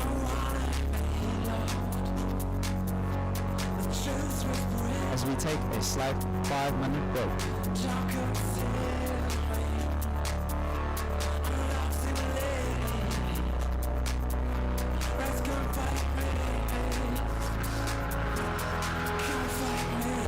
All right, Nathan, welcome. I saw you riding a couple of weeks ago. You were going really high, but this time you were going even higher. How did it feel? Yeah, those conditions out there are so gnarly. Like the wind is absolutely pumping. It'd be nice to have a bit of kickers, but I got a little attachment, a new sponsor on my board that's helping along with that. So it's yeah, I'm not struggling too much out there at all. Perfect. So the kickers can be a bit difficult. Do you have like a tactic for it, or are you just gonna stand in? On shorelines it makes it a little bit easier, but it's just finding the kicker, finding that little bit of bump that might launch you a little bit higher, but yeah, just looking for that. All right, so looking for the next heat. You have anything in mind you want to do? You want to land or something? Yeah, so next heat, obviously it depends how hard Jason goes, but maybe a border plate back would be so sick. I've been working on that trick for a while. I'm yet to land it, but if I land it first for the first time in this competition, I'll be so psyched. All right, perfect. I hope to see you in the next heat, and I hope to see you land the tricks, huh? Yeah, sick. Shout out to In the Power Lines. Thanks so much. It was time to rethink what a wetsuit could be. Built with natural foam, including natural rubber, sugarcane, oyster shells, and plant oils. So while it's 100% neoprene free, the Evolve still feels exactly like a wetsuit should.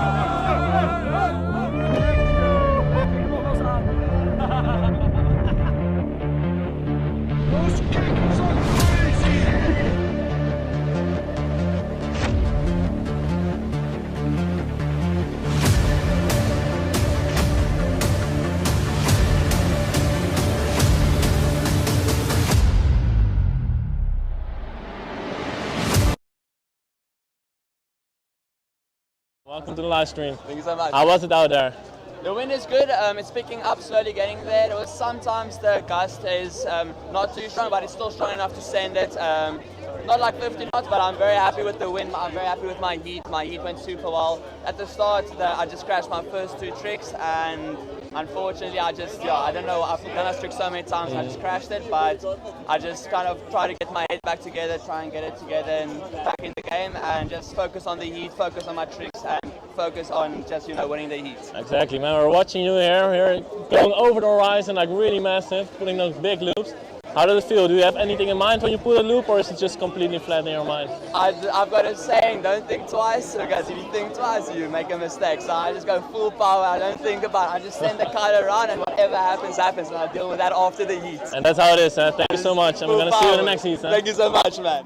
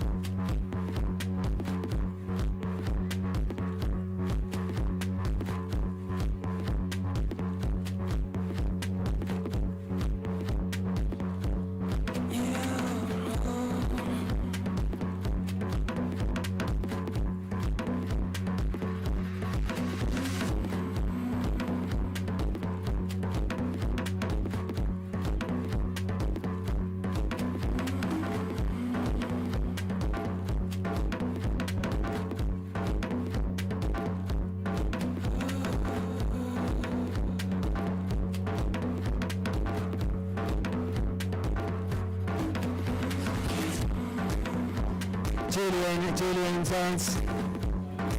Have you got your burger now? Alright, those of you listening online then, 2 minutes until we start with heat number 2. We know the sound isn't ideal for you at home, but if you could see the work going on behind the scenes here with a very small team to bring you this short line competition with High Five, Mystic, Jacobson, Kite Manor, SpaceX, heatscoring.com. It's actually live heat scoring, which is working really well. Dirty Habits, Onyx Kiteboarding, Lulu Boards, and the Surfer app. Local time here in Cape Town is 4:46. A seagull in front of me, maybe 10 meters, 20 meters now, hovers just about holding. So how are you feeling? The wind looks really promising now? Yeah, it's coming quite nicely. The waves are picking up a little bit as well, which is good. Alright. It's tricky in the first few heats, but I think it's going to get nicer. And what do you think about the waves? Is there enough kickers you can find, or is it going to be difficult? It's tricky. I think you really have to get lucky when the waves come through. Like Jason, last heats he struggled to find waves towards the end, but it was good fun. Alright. And is there anyone you want to look out for who's going to be your big competitor? I think Jason for sure, if the wind picks up. Yeah. I think all the South Africans, Josh as well, he's crazy on short lines, Adrian. Yeah. And you have any tactics for the next round? You can maybe switch lines, lengths, or something else, or it's going to be all fine? Just going to have fun. Just send it, put the kite low? Exactly. Alright. Try to do what short lines are made to do and try to get as low as we can. So Perfect. I'm not worried about these board off things. Good luck in the next season.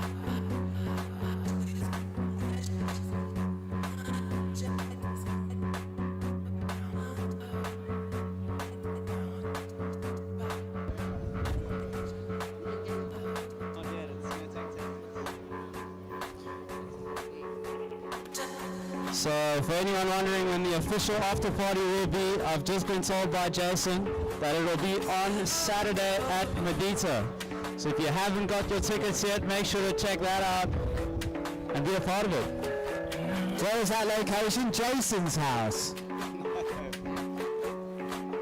No, Jason Colborne, Dirty Habits Festival, Medita version 4 or 5, I think.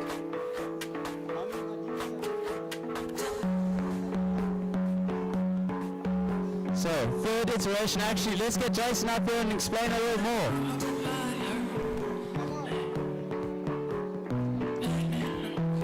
Alright, so if you have nothing to do on Saturday, come join us at the Medita Festival, the Dirty Habits Festival, mixing action sports and music. We've got BMX leg jump. Jason's going to be wingsuiting into the venue. We've got a floating half pipe, some wakeboarding. An insane lineup, so come join us on Saturday. Get your tickets. Sweet. Thank you, Jason.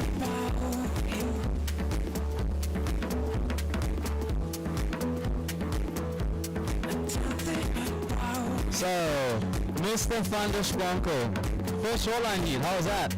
Fantastic. Oh, there's the mic to work. Dude, I was on 13-meter lines for the first time ever. Can't even believe it. And I did some rotations. So how many firsts for you was that in that session? All of them, bro. All of them. Never done that before, but it was sick. I tried to take the short lines afterwards, but there was no wind. Yeah, we saw. You demonstrated your upwind tacking capabilities and how well you can carve off a wave and do a U-turn. So thank you, sir. You enjoy your black label, sunshine. As we roll into the first heat of round 2, Damien Willifson versus Nicholas Faroon. 2 local boys, these two are good mates. And Nicholas getting first blood. Huge laid back. Added rotation.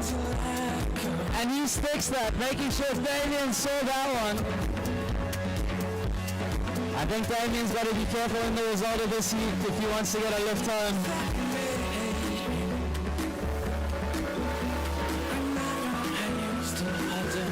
And Damien now looking to get a score on the board. He sees something. Up he goes. Huge loop. Swings around. He lands that. He claims it as well. So now both riders have a score on the board.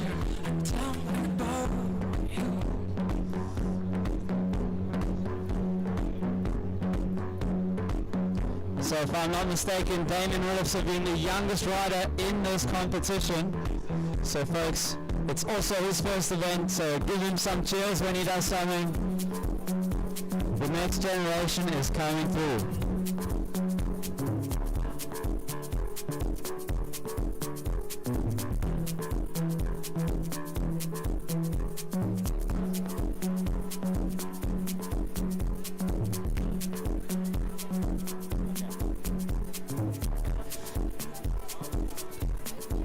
Okay, so an update on the next heat. So Sven Merkholm has hurt himself in his ribs after his crash in his first heat against Josh and is therefore withdrawn from the rest of the event.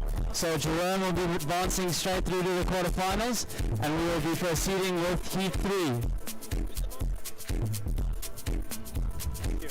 As you see Nicholas Fourie with a board of Kailu.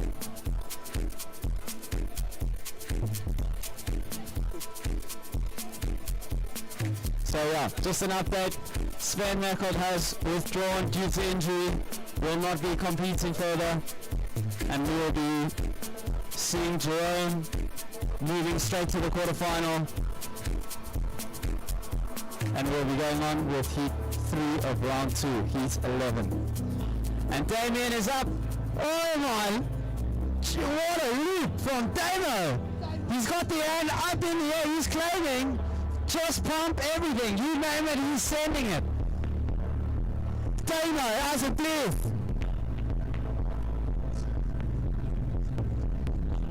Big Damo looking to stay in this competition. Remind you, lose this heat and it's all over, Julian. Oh no. Steamroller.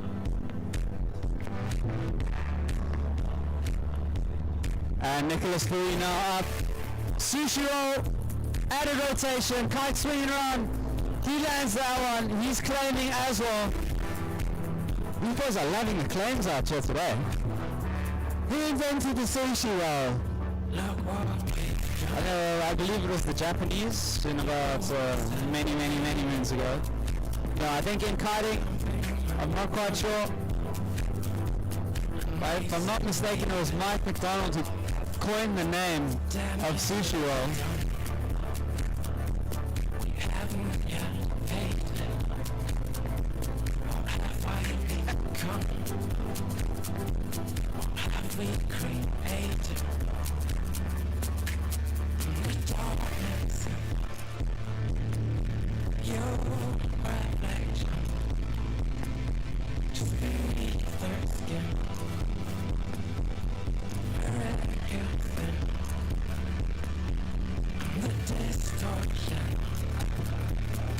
I think it was Futera actually. Anyway, tack abortion, that's 12 tack abortions today. The waves, tricky waves here on the beach in Bloberg. As now, this could work out in the yellow rash vest. It's Nicholas Fourie. There he goes, he's found the only kicker of the day. Didn't get super powered on that one, Julian. I think that's why you could see him just not managing to land that one. Just not getting the right timing with his kite. As Damo on the inside, kite super low and slacking. Wow, how has he hung on to that one?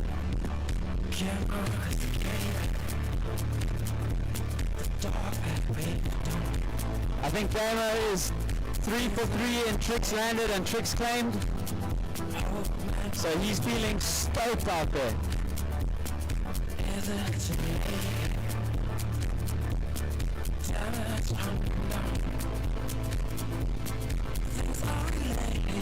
And on the side break in the action, both riders just getting back upwind. I think we asked Lewis. Lewis, when was the last time you were on shorelines? As Nicholas is up, crazy angle, left back roll, fighting the added rotation, and oh!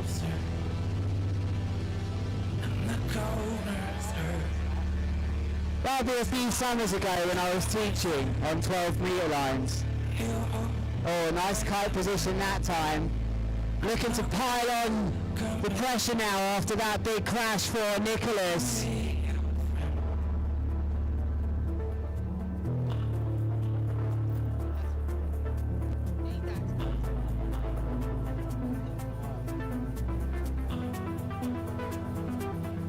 And so, just for everyone, we will not be seeing our Heat 2 of round 2 as we have had a rider withdraw. So we'll be moving on with Addy and Dylan. So Heat 3 will be the next one after this, as Heat 2 will be skipped.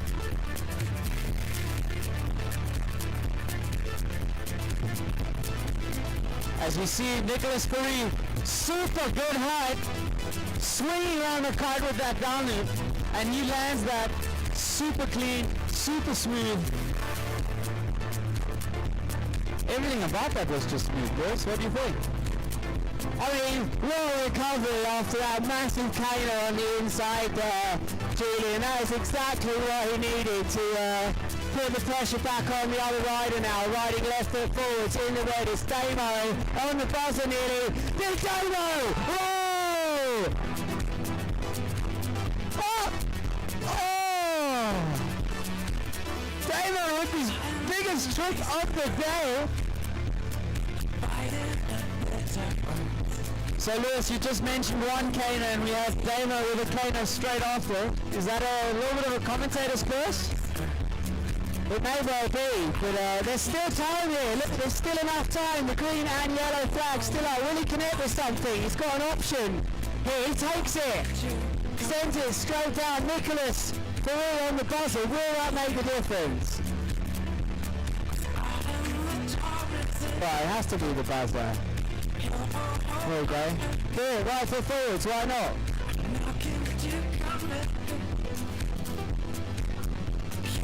And there is the end of the heat.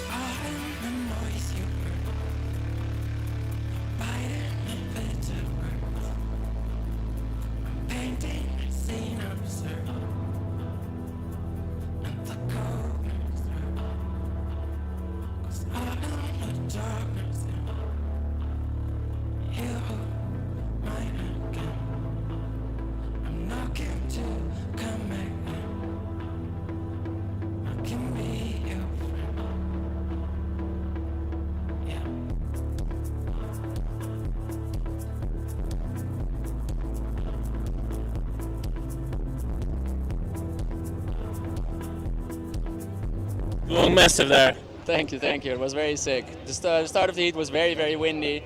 It dropped a bit at the end, but overall I'm pretty happy. Yeah. What do you feel about other conditions like kickers and something else?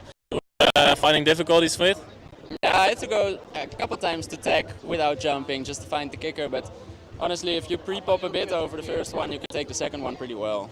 In the end, are you happy with your heat, how it went? Yeah, I mean, I lost, but still I'm happy because Jason, I mean, everyone knows Jason is just super good on short lines, so happy I did pretty well. Can be difficult, can we expect something else in your next heat? No, not really, maybe I'll go higher. You're just going to push it and put the kite low, huh? Yeah, hopefully the kite was lower than before.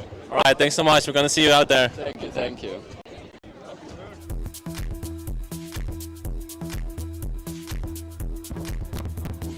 Alright, next heat coming up. It was time to rethink what a wetsuit could be. Built with natural foam, including natural rubber, sugarcane, oyster shells and plant oils. So while it's 100% neoprene free, the Evolve still feels exactly like a wetsuit should.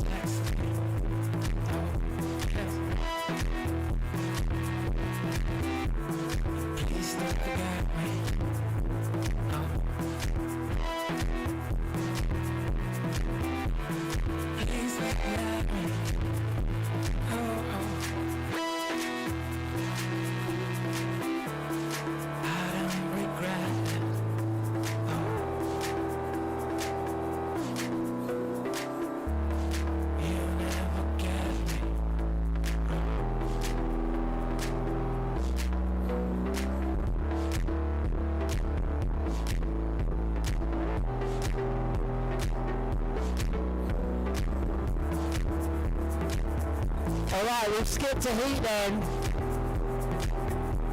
Due to that injury from Sven, I think that was. So we've got Adrian Bartizan, Dylan Brown with the yellow rash vest. He is on the duotone, and it's the North Rider, Adrian. It's quite a name to have in the short lines category. Adrian seems to be popular. Right foot forward, so he was thinking about it. He was thinking about it there, right foot forwards. For sure we're going to see something there. It's an 8.1, the size of that kite from Adrian. Are we going to see something right foot forwards now then from Dylan Brown? Is he thinking about it? Is it too early? Remember the 4 points variation. These riders will get up to 4 points as left foot forwards then comes out. Adrian, it's a good connection. Nice low kite. Straight kite loop, can he take it? Bit of a butt check, but I think he will get a score. He's going to get a score for that. Now we're going to turn our attention to the duotone rider, left foot forwards. Out he goes. Nice loop from him as well. That's a nice clean landing as well.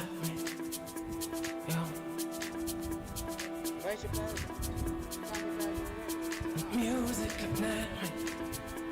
Oh. Don't forget there's a burger van here. And a chip van as well. Or is it one whole van? It does burgers and... I tried to escape. That is just down by the High Five place. I tried to dissolve. Take it. I tried to displace it.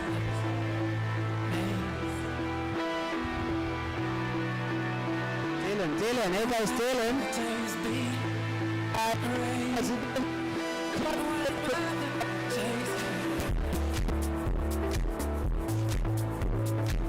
That's going to score nicely, so keeping the scores ticking over.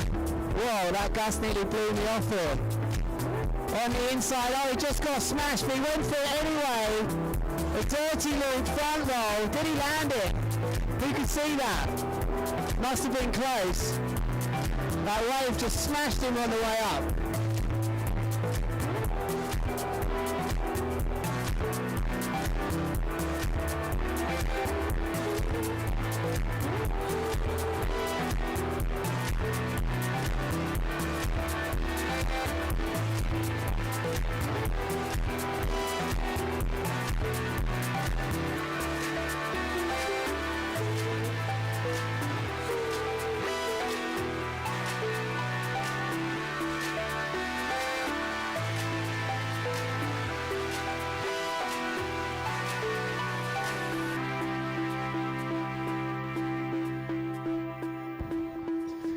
Here goes Dylan Brown then. What's he got for us? He sent it off to spray. Just a straight loop this time. There's been some harsh waves in this heat. Nothing easy to take off from. Definitely looks like the wind's good enough though. There must be at least 35, maybe a bit more knots coming in. Right foot forwards then in this heat for the first time. Centre Megaloop, delayed back roll. Backside, block side, landing. That is a cane of the landing. Will that be the moment when this heat starts to change? Seen some nice jumps in that Harlem on a twin tip downwind. We could do those log later.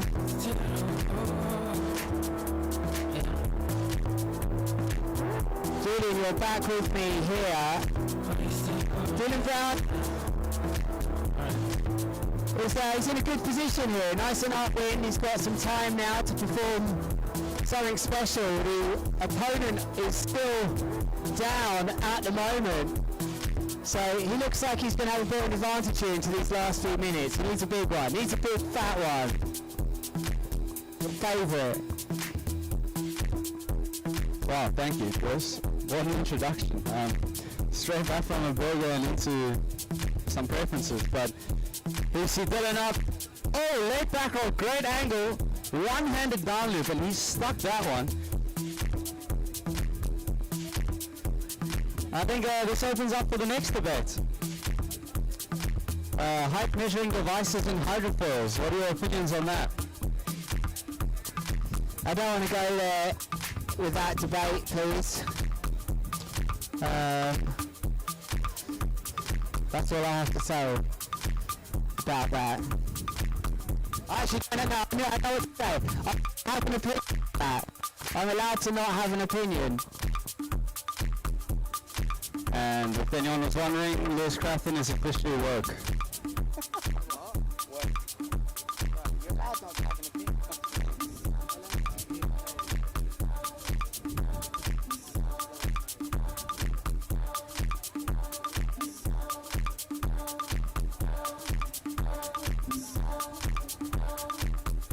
And Dylan is up. Sushiro, Kylo. Wow, he came in hot there. Oh! It was his for the taking. You just needed to grab it. Not quite managing.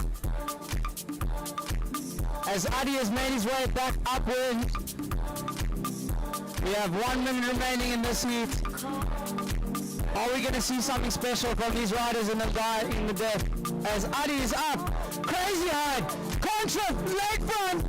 Swinging long. And he's somehow held on. By one way or another. That is going to give the judges something to think about. What do you think? Did he take that? I think he took that. For me, that was some unbelievable landing.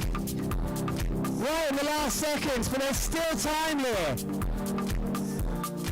For one more for Dylan Brown. Can Dylan Brown get one more move in here? He's going to have to get over there. Here he goes. Turning around. Oh, well, there's an anticlimax. Julian, what do you think about the My City Bus drinking game? Do you think there's some longevity to that? Drink responsibly, obviously, but could there be some sort of My City Bus drinking game here?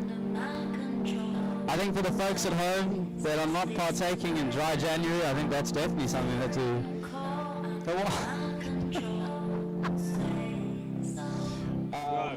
Alright, Jason, welcome here on the live stream. How are you feeling here in this competition? Feeling good, bro. The wind has come through a lot stronger than I thought it was going to, so that makes me doubly excited. The boys are sending it, the kickers are coming, and I think it's going to be a good day, bro. What I've seen online, you're putting some massive loops. You think you can put it all together in this competition? Yeah, hopefully. If we need, for those big ones, we need 40, 45 knots. If we get that, we're all going to chuck it super low. I know there's Adrian in here as well, and Josh Gillett. They can put it stupidly low as well, so hopefully we get that, dude. Sounds really good. Do you have like some technique in mind you're going to put? I'm sticking on the longer lines on a 9 square meter, and then later when it picks up, I'll tuck on the 9 meter lines with an 8. I tried to take it in the first heat, but I wasn't strong enough yet, so we're going to wait. Patient. All right, perfect. You have something to say for the people at home? Tune in, ladies and gentlemen. It's only going to get gnarlier and gnarlier, and hopefully there's some pretty brutal crashes, but everyone makes it out safe. All right, let's go. Thanks, bro. All right, thanks so much.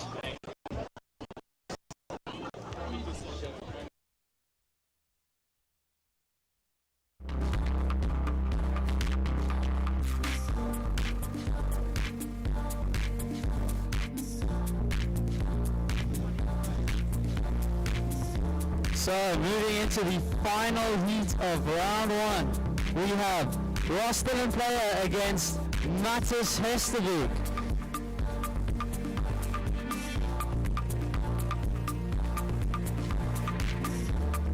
I think both riders are waiting anxiously for the start of the heat.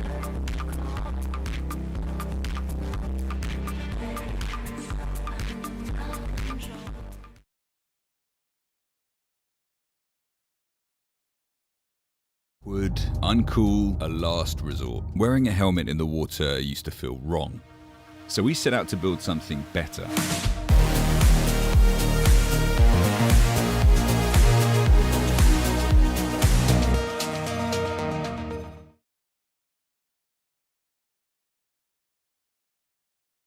Here we go. One more heat for one of these riders. There'll be 4 for the other one.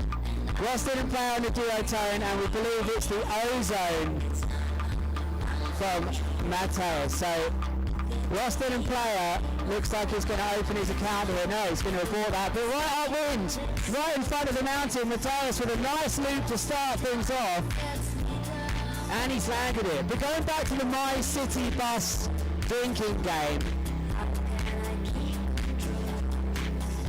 I'm open to your ideas in the crowd about the My City bus drinking game. What do you think it should be? A whole beer? A Coca-Cola for those of you on dry January? I think the My City's supposed to be cruising past every 20 or so minutes in one direction, so probably say 2 buses every 20 minutes. That's a pretty good ratio for a bottle of beer, I would say. What about the Golden Arrow?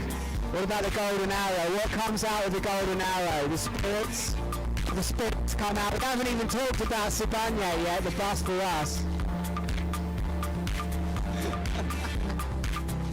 Lewis, you've been here for too long. As Mattis is up, crazy height! And if we got the Golden Arrow with it, Lewis is tweaking, he's landed! So we've got Mattis claiming that one, crazy height, crazy kite angle, and making Lewis Froth just that little bit extra. We have an empty Golden Arrow.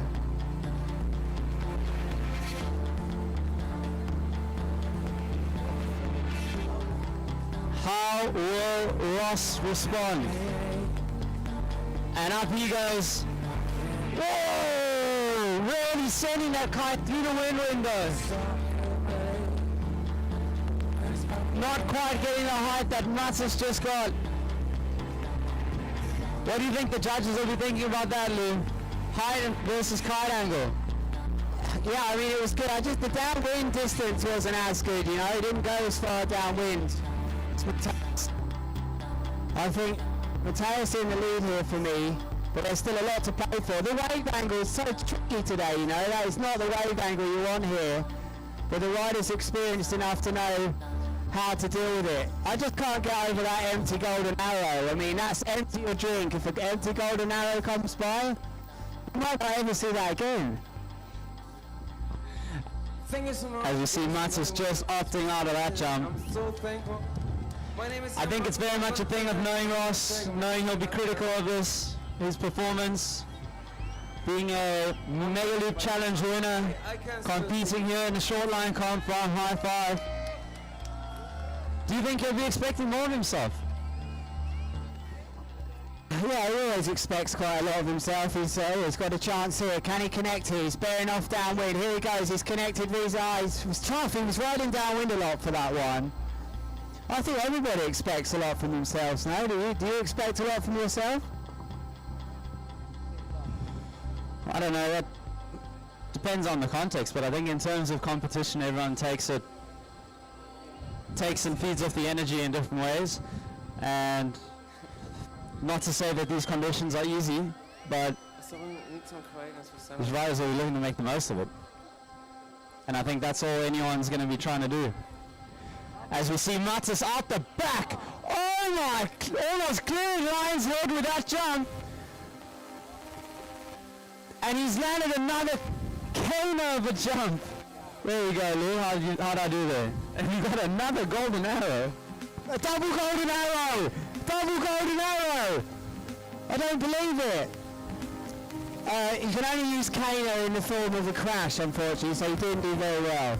So here comes Roston and Player. That's a better takeoff. Oh, he got that one low. He got that one low and out the side. That is going to help his tricks, his scoring. But at the moment, is this rider? Oh, that was over level. God, he's getting thrown into the whirlwind. He just can't take it. So, that's a Kano. There we go, Lou. I got it right this time. Forgive me. And Mattis looks like he's corrected the bow tie that his kite was briefly in. So now he's going to be trying to get back to his board, as Ross will have an empty beach all to himself. How is he going to capitalize on this? We're going to have a little peep at the scores, give you some updates.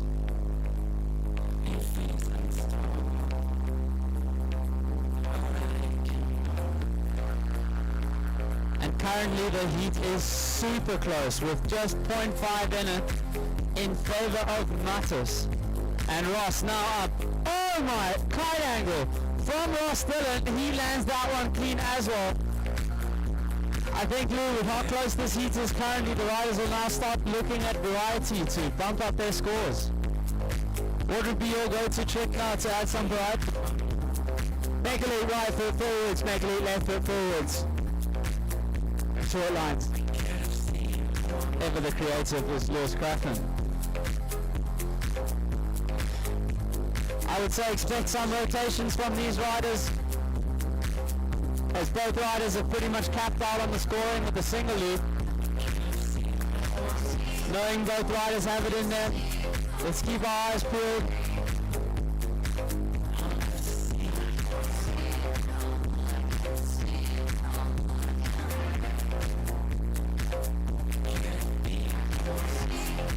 So, just in case anyone missed it, Matis is back on the board and he's cruising upwind. One big tap trying to get back into the competition area, as Ross just hasn't managed to capitalize on the empty beach.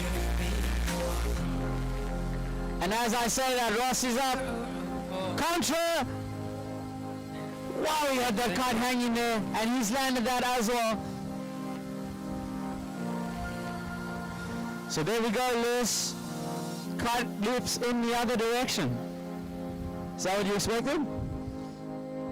I don't expect anything here, that's Josh Gill. It looks like he's warming up upwind there. Less than 1 minute left.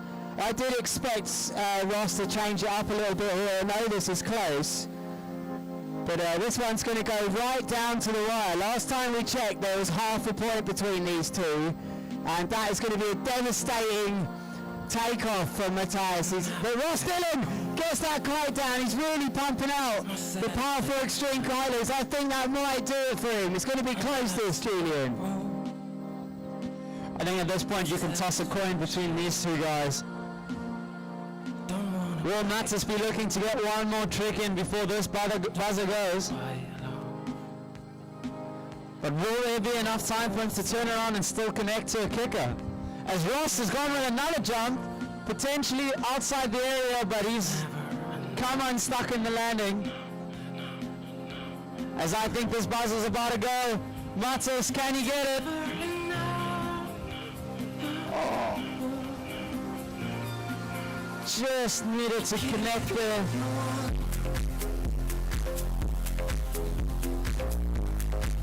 I think expect a very tough time for these judges. They're going to be pulling their hair out, debating this one. And really, I can see it going either way.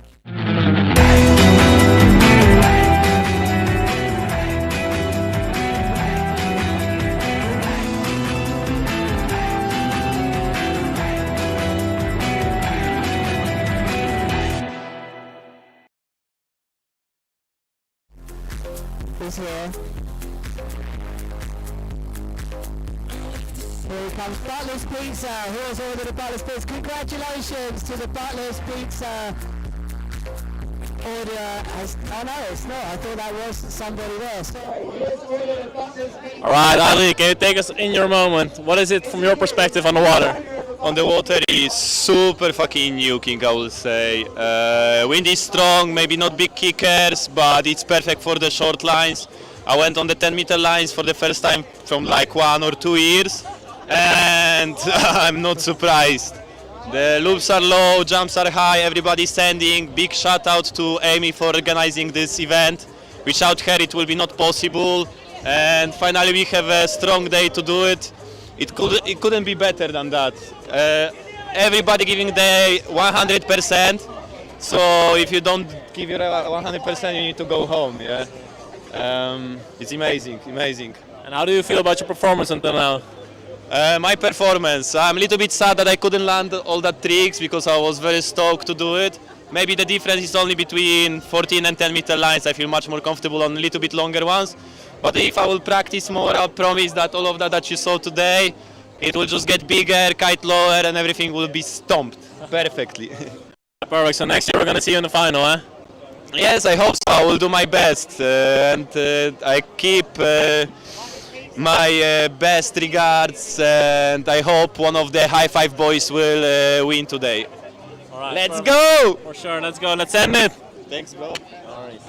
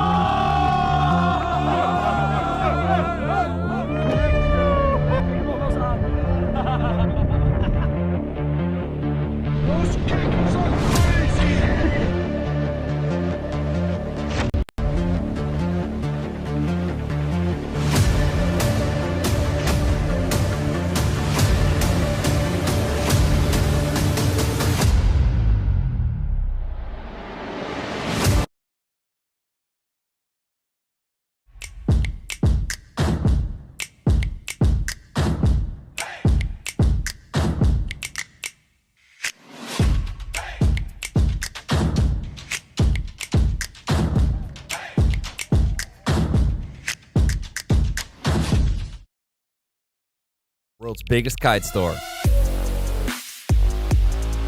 Kitemana offers you excellent customer service, worldwide delivery by kiters with passion.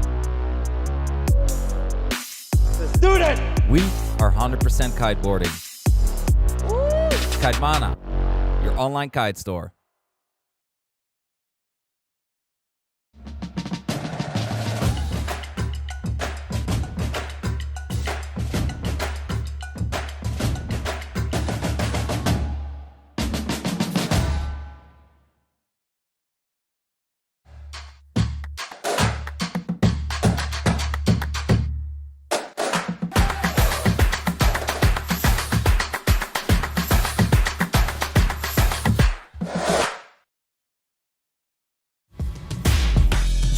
In the flow, I get hot. More than I drop is the more I get low. The music is lifting me up again, so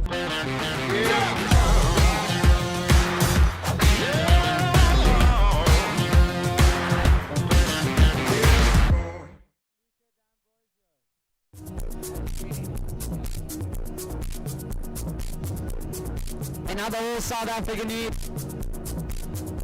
You can see the two riders just upwind, Josh Gillett on the purple and pink kite, and John Luca on the light blue and dark blue kite.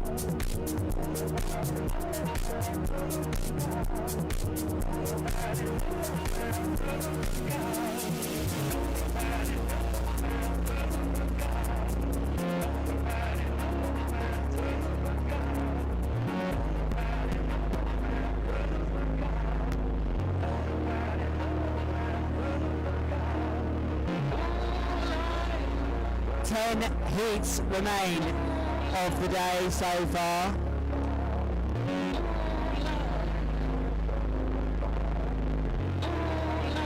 We've had 12 heats already. We are halfway through the High Five Short Lines competition here, brought to you by Surfer, Jacobson, Mystic,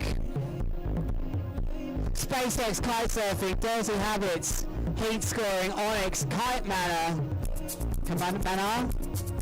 Matt Mana, you're a Mana guy.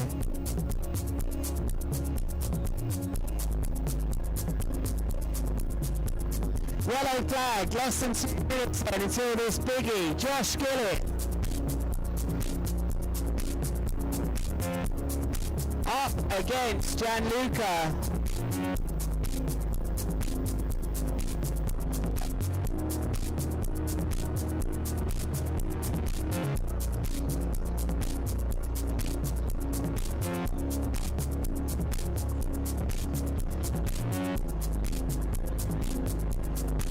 Gianluca D'Ambrosio, 1 minute 15 seconds to go until this heat with Josh Gillett. With Josh Gillett will be, of course, on the F1.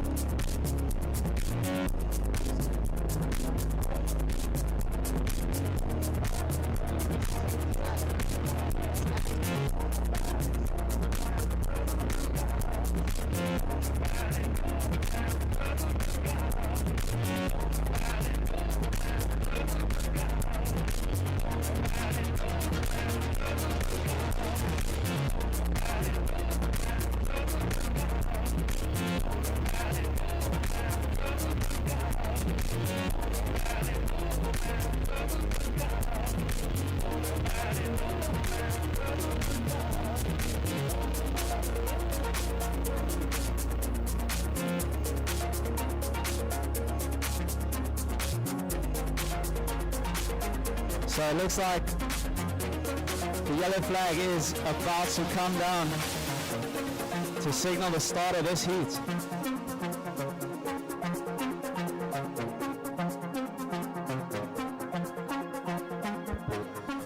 So Lewis, that is the start of the quarterfinals. This is my last track here, but man. We have Josh Gillett from South Africa against John Luca, and Josh Gillett sending it super low.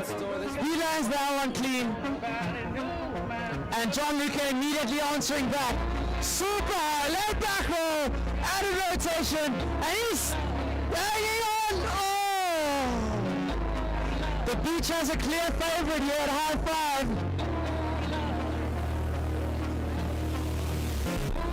It looked unbelievable at the start. I thought he was going to take it, but I mean, everyone must have thought there's no way he can take this. And they were proved right with that horrible devil chop here. So he's going to have to calm down. It looks like some better sets coming here now. You know, like finally the wave period getting a bit better. Maybe the tide is changing. Is Josh going to connect here? Yes, he is. Whoa! Oh my goodness! There we go! Have a good night. Thank you so much. Josh is winning the crowd over with that one. Huge claim. And John Luca now, he goes up. Kylie swings on and he's holding on this time. He's making sure that he's got that trick landed. Wow! What a kicker connection for Josh Gillett out the back. Best wave of the day. What has he scored? Let's see what he scored. Let's take a look what he scored here, because that definitely for me was the biggest, most aggressive short line loop today. I think we're just waiting on his score to come in. 7.6, more than that. No, that was a biggie. What is great to see there is that we're starting to see the sets clean up a bit. This must be something to do with the tide, I'm guessing. Is it the tide, Julian? You're a local. Why did that happen? Look, there's options. As Josh Gillett goes again, leg back roll, added rotation, he swings on, and he's hung on. With John Luca looking to respond immediately once again. Ball off, board back on, added rotation, and oh! I'm seeing hands on heads for John Luca's slam there. But yes, Lewis, I think wave-wise, with the tide now having swung, I think we should be expecting the kickers to start getting a little bit better. The interval just getting a little bit bigger as we see less water. And as everything gets shallower, the waves get a little bit more gnarly, and I think that will provide for some better kickers.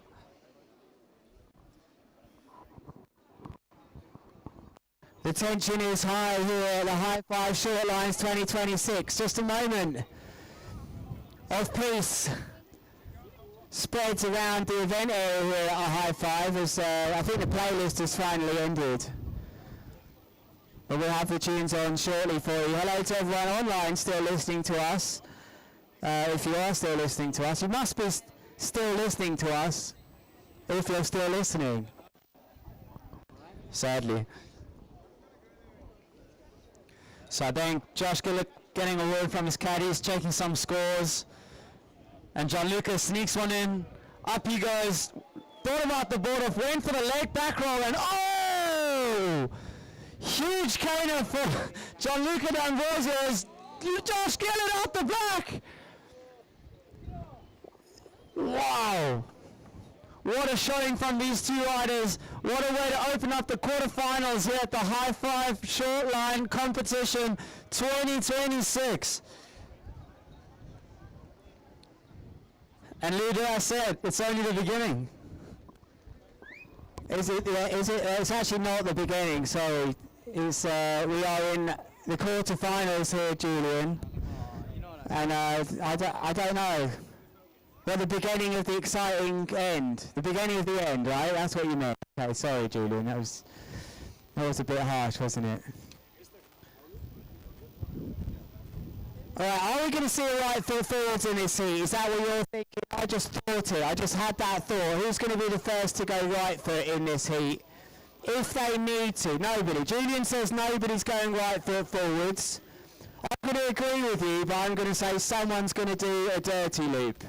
That's where I think the variation's going to go. And I think Josh Gillett has worked his way up. Is he going to hit one of these kickers? Bit of traffic. He's going to take it here. Nope.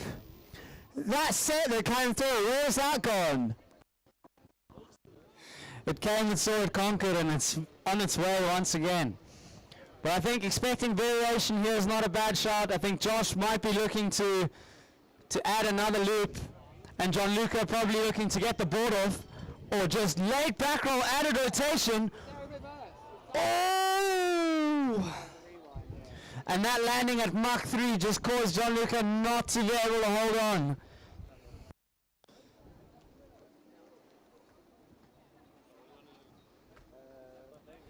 And Josh maybe eyeing something out the back. I think half his ass is hanging out. And Josh Gillett, massive late back roll added. Oh! Just got on the wrong end of that gust and it just threw him. Drove him. It just drove him down on the nose. That gust just didn't let him go there.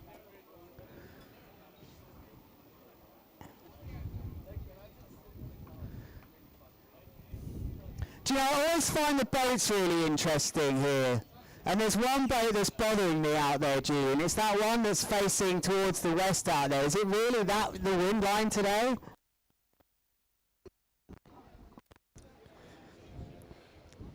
Interesting observation. Gianluca, lay back roll, big slack. Oh, just looked like he lost the gust on takeoff. But look, I think these boats, they're just chilling, floating around.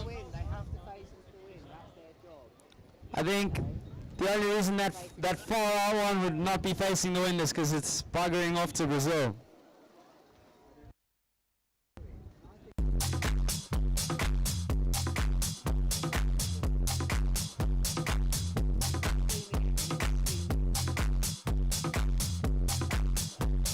So Josh potentially seeing something out the back.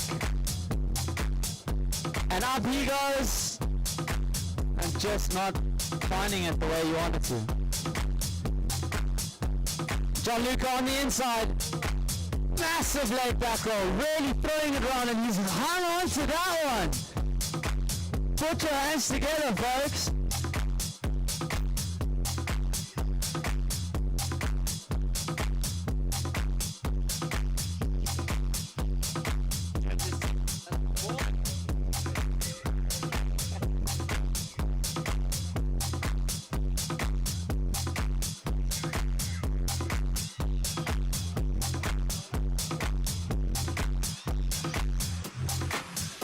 So if we look at our flag bearers, the heat has come to an end. What a back and forth by Gianluca D'Ambrosio and Josh Gillett. Both riders really throwing down. I think it's going to be a lot closer than we expect, with Gianluca having been the rider to complete a little bit more variation and Josh just electing to go huge. So we'll be right back.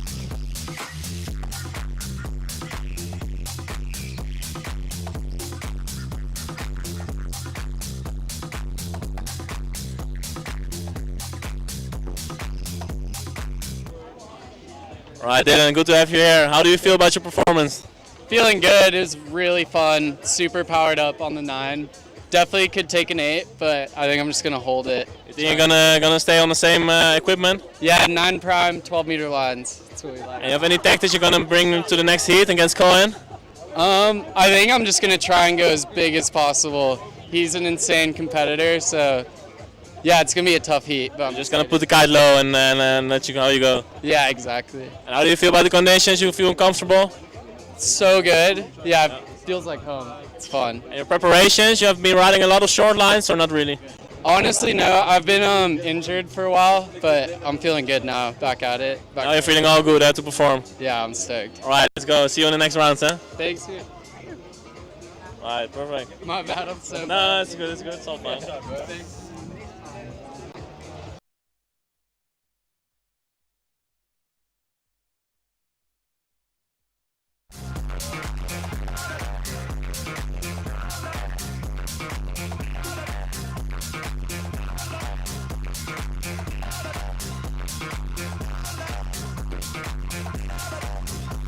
Okay, so just before we jump into this next heat,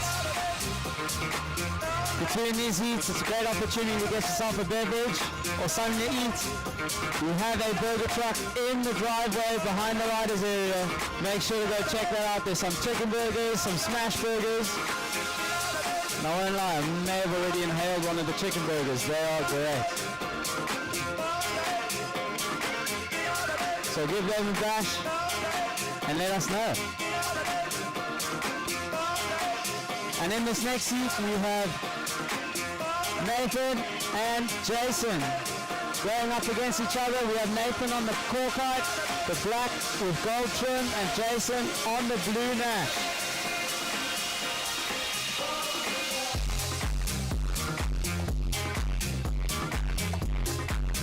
And we're up in quarterfinal number 2. Nathan drawing first blood, straight high loop, nice and low. Oh!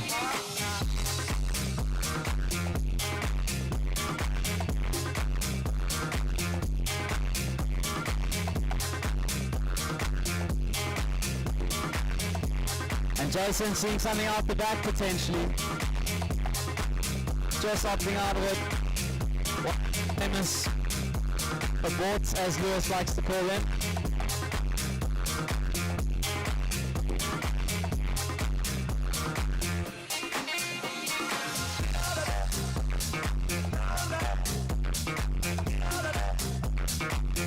So Lewis, a little bit of a slow start to this second quarterfinal.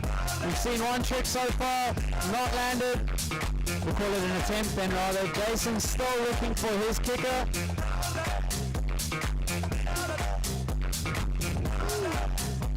Oh, there we go. Big gust almost blowing us off this table.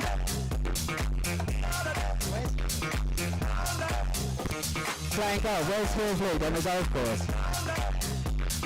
So how's this unraveling at the moment? It is Jason Van der Spey actually, I believe. Oh, he got a drop out! He got a nasty dirty drop out there. That wasn't nice, but he took it.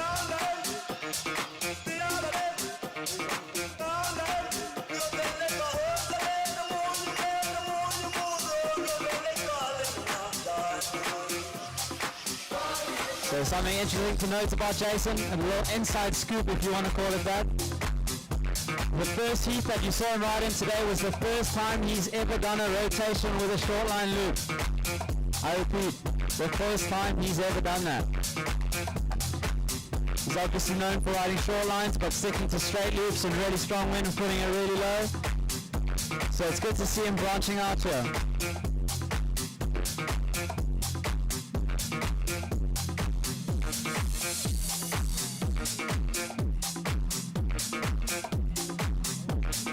So both riders look like they're struggling to connect with a decent wave. You see Nathan way upwind at this point. Jason still cruising around in the middle here. And Nathan heading out with some speed. I think he's seen something.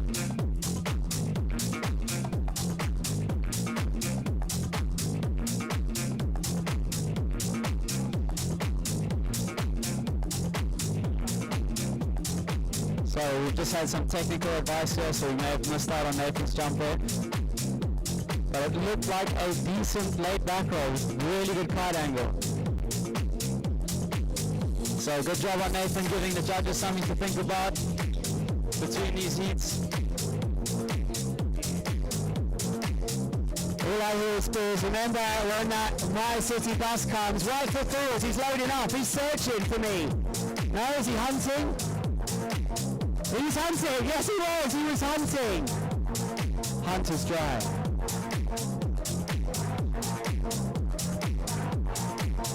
Lewis getting accustomed with South African beverages. Look at that.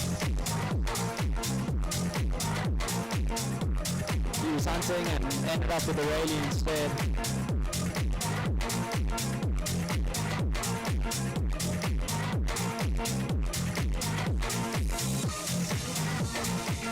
So both riders not able to connect on anything on their most recent track.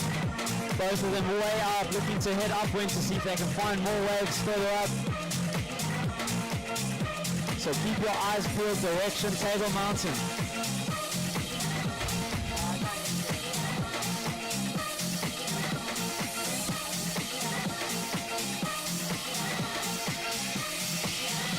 only drink when the buses come. Oh! And Jason with a massive laid back photo. Oh! Landing straight on the backside with a huge splash.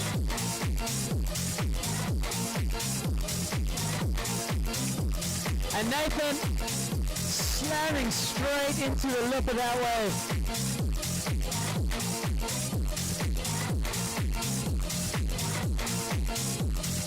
So Jason going straight back out next tack. Boogie, really good kite angle, and he's stomping that.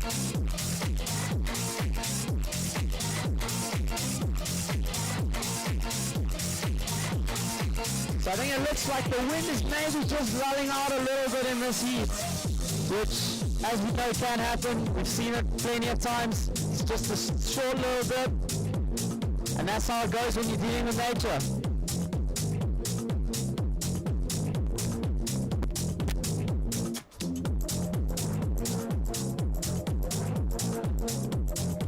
One, two. We are back. Plenty of time still in this heat. Is he going to send it off this one?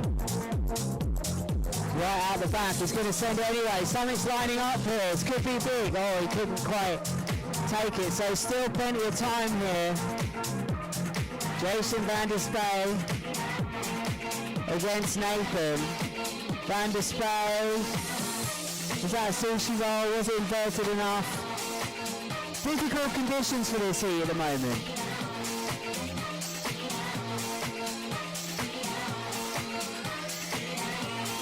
And a spot of... Oh! And folks, you won't believe it. Lewis just having a chat and missing out on someone jumping right foot forward.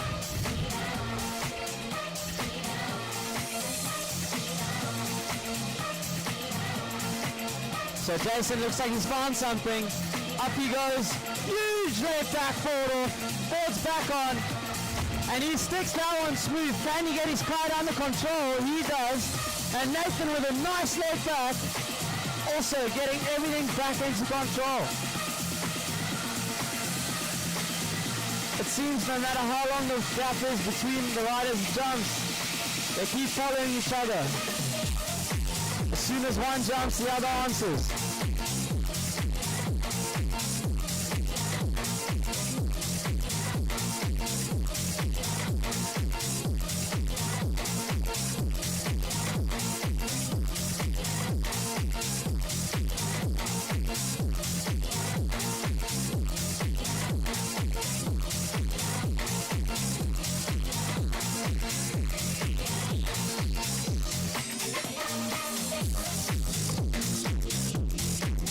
Another boogie from Jason van der Spey.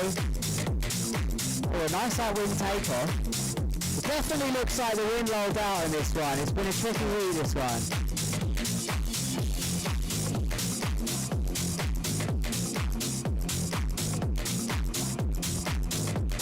I think that's very much a thing of the riders having to adapt to the conditions and maybe not doing the tricks that they initially set out to do, but making sure they get their best stuff done. Jason with a nice tweak, laid back roll on the buzzer.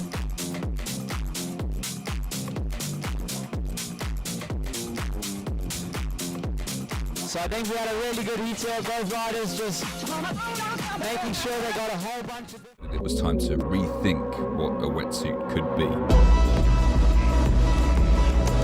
Built with natural foam, including natural rubber, sugarcane, oyster shells and plant oils. So while it's 100% neoprene free, the Evolve still feels exactly like a wetsuit should. Awkward, uncool, a last resort. Wearing a helmet in the water used to feel wrong. So we set out to build something better.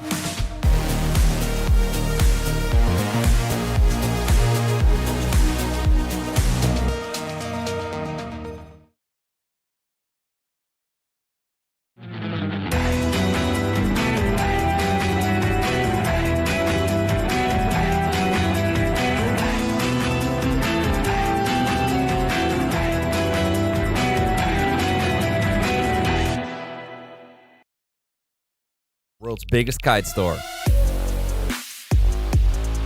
Kitemana offers you excellent customer service, worldwide delivery by kiters with passion. Let's do that! We are 100% kiteboarding. Kitemana, your online kite store.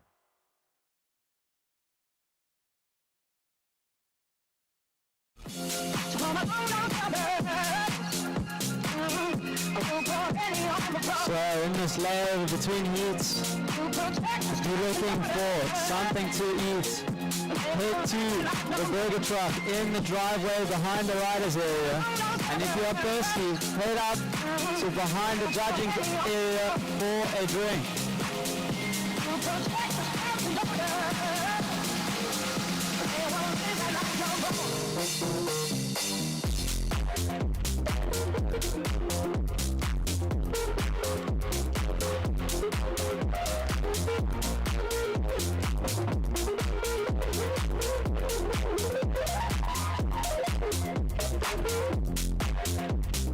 So for this next heat, I will have the machine, Addy Bartizer, joining me in commentary. How was it out there?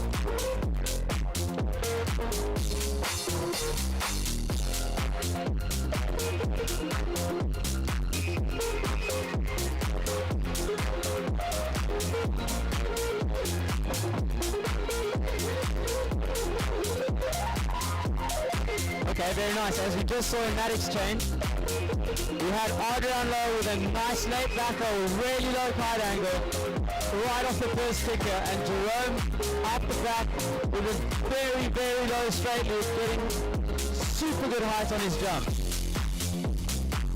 So I don't expect either of these guys to fold over and just let the other rider go through. Both riders will be looking to push and assert themselves in their seats.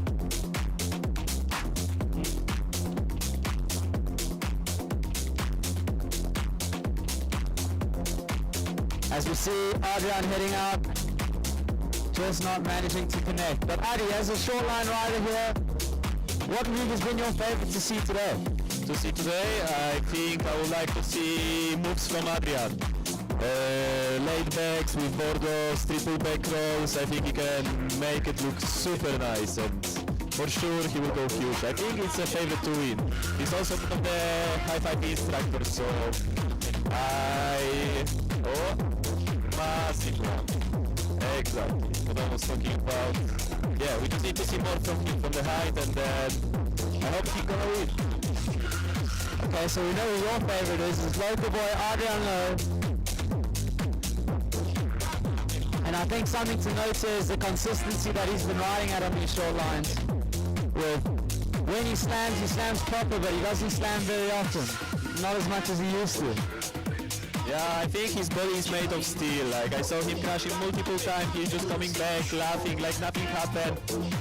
He's made of steel, so nothing can break him. So I hope so. I will see something massive. And Jerome there landing a nice sushi roll there with a really good kite angle. The kite slacked out heavily and just caught him at the last second.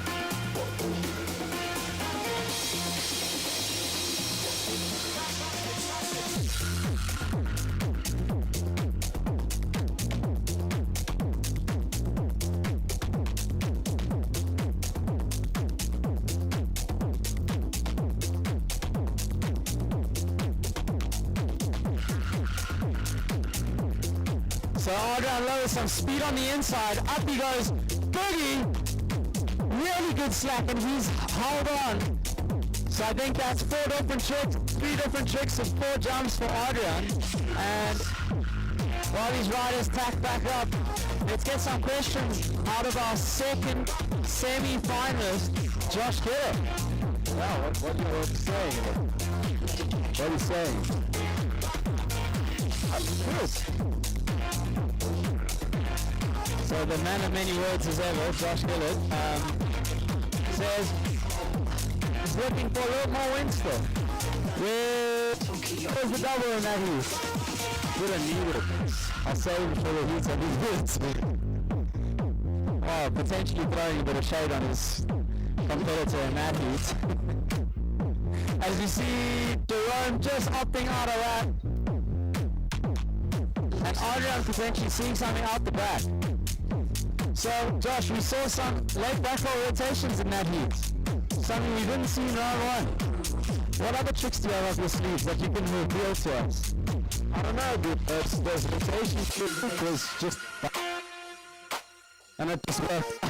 I got to keep going. See what else we can push with it. Lose control. And Adrian Lowe on the inside, laid back, ball off, added rotation, he sticks it clean! Both hands up in the air for him. He's loving this. You can see his head shake and he's still going, coming all the way into the beach. So as you can hear in the last little bit of Josh, he's a huge fan. As you could hear in the last little bit there, Josh is a huge fan of Virgil's. Improvise, adapt and overcome. And that's what he did with his tricks in the previous heat to earn a flat in the semi-final. Good luck to you, Josh. Oh, thanks, bro. Let's fucking get it in the next hit. That'll be 100 grand in the swear jar. All good. These guys aren't media trained. And Jerome has made a kite switch. He'll be looking to go to the doubles now to try and overcome the tricks that Adrian Lowe has put on the board.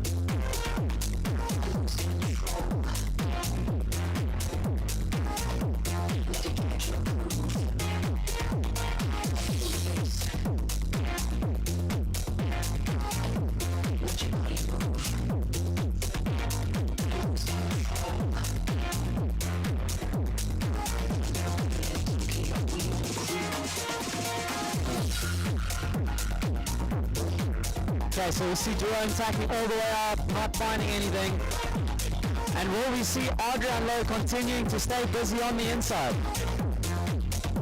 Not on this tack.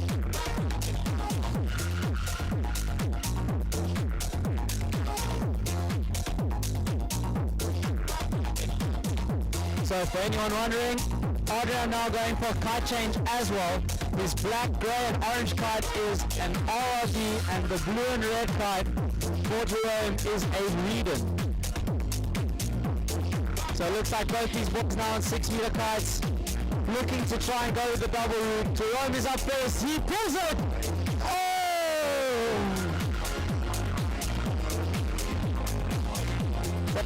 Thanks for that, Josh. As Lewis was saying, absolute caner for Jerome there.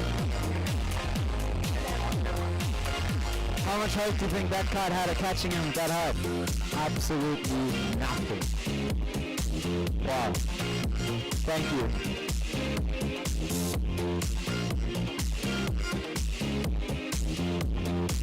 As Jonas coming up the stairs.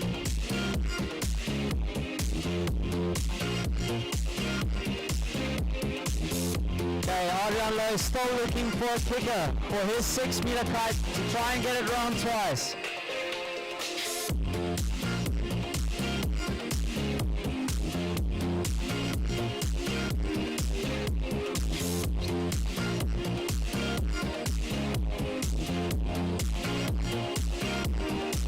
So both riders having made the equipment change have kind of slowed down the end of this heat a little bit. With Adrian getting it, going round twice. I don't think it's going to be the height that he was looking for himself there. With Jerome out the back, he's got a kicker of some sorts. Up he goes, round! Oh! Ditches the board. Pin drop landing.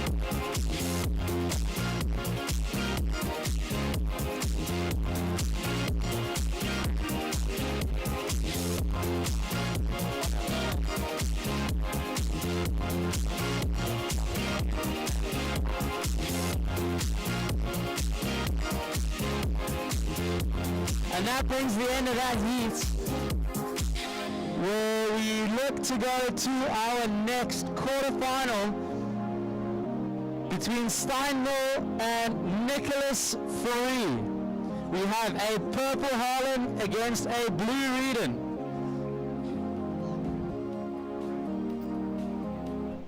Right, Josh. Wow, what a performance you got, what a big loop. Yeah, thanks so much, bro. It was a sick heat, huh? Sure, that first trick, that first loop, it went so low, man. I was stoked. The adrenaline levels were pumping after that. Can you take us in a moment? Like, we can see it from here, like you were going massive, but what do you think when you're out there? Just trying to survive, to be honest. But yeah, just try put the kite as low as possible, and that's the strategy for today. Not push anything too technical, just put that kite as low as humanly possible. Perfect. So in the next heats, we're going to see you even go higher and even go lower with the kite. Hopefully that wind keeps building and maybe some more kickers roll through, and then for sure, man, we're going to get it. We'll be sure. Thanks a lot, eh? See you in the heat.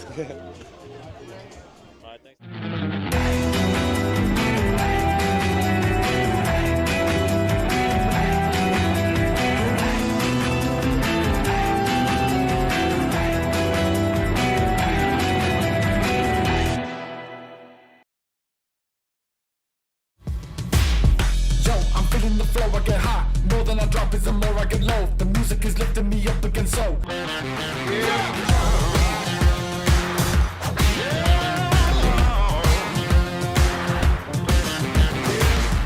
World's biggest kite store. Kitemana offers you excellent customer service, worldwide delivery by kiters with passion. Student! We are 100% kiteboarding.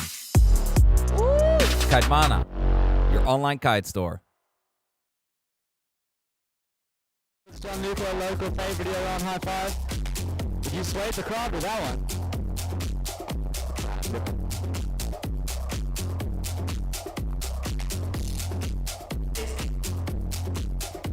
Sorry, we're having a little bit of mic technical difficulties here.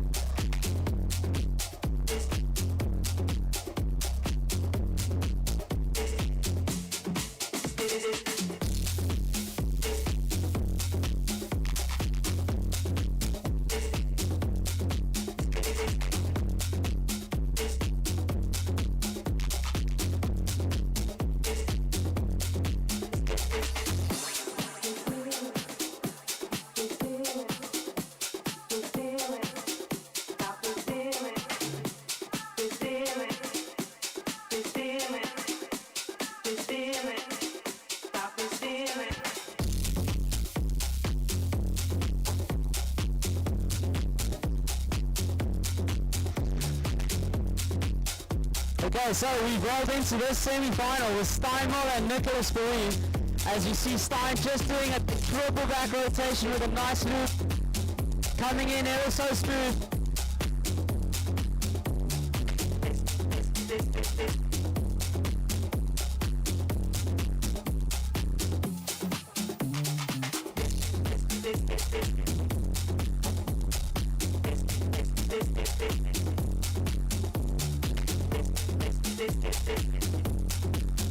So Nicholas now upwind, looking like he sees a kicker that he likes. And the commentator's curse strikes again.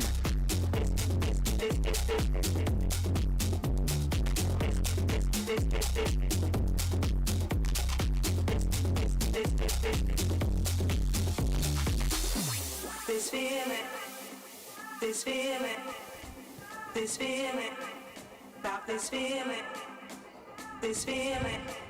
And Nicholas Perrine with a board off on the inside and just throwing the board away. Has he landed on that ball? This feeling, this feeling, this feeling, stop this feeling, this feeling, this feeling, this feeling. And Stino heading out, this feeling, looking like he's found something.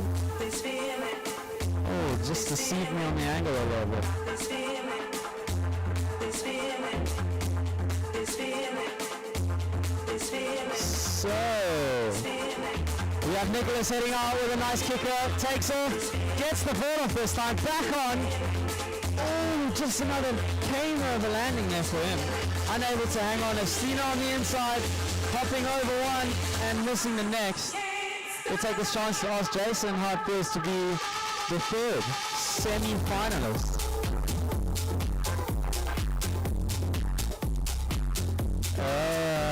Dude, I I can actually do short lines. It's quite nice. I was a little bit doubtful, claiming the short line goal before the competition, and you made me doubly nervous. But it seems like I managed to do something. Although right now it's pretty light, so it's a kind of different game at the moment. As you saw Stino execute a lovely board-off kite loop by the fin. We've seen a couple of board-offs today already, but none by the fin so far. Jason, is that a trick you're going to be trying? I love doing stuff by the fin, Julian. As Nicholas goes out the back, inverted back roll with a loop.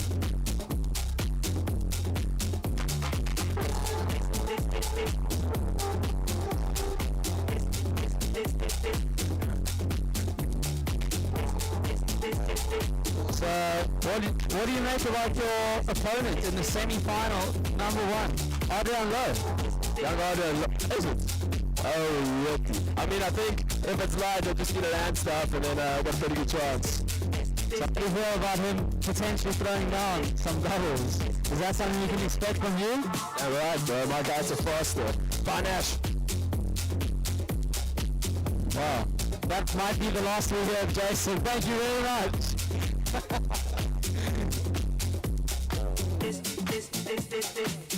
It is for the show.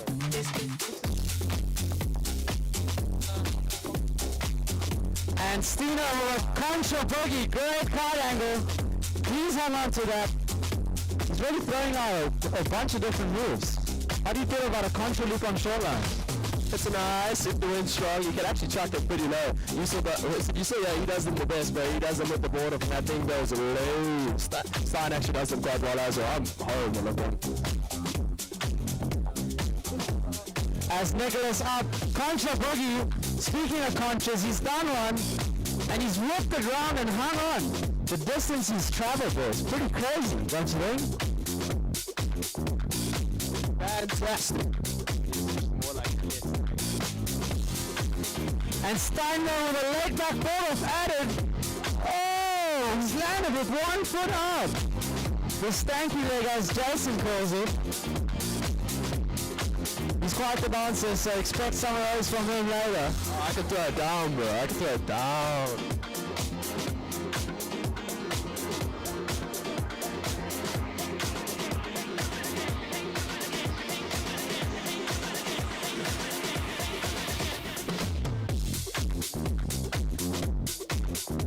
I've just found out that I'm Jason's stunt double for in case the wind picks up and he's no longer free. Yeah, exactly. And then you can actually ride some proper kites as well. I'll give you my bad boys. I think I loved it. Fine Ash. Ever the representative. Nicholas Faree, what a ball of Kylie. Stomping that one. I think in the last couple of minutes the wind's just maybe dipped down a tiny bit.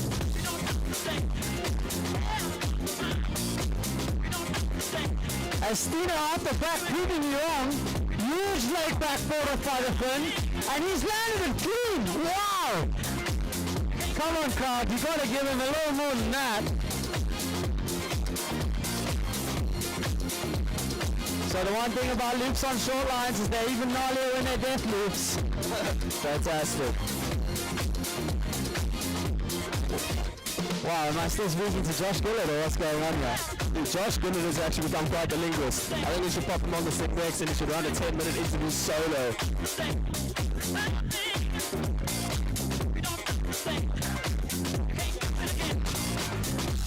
So, our new professional monologuist, Josh Gillett.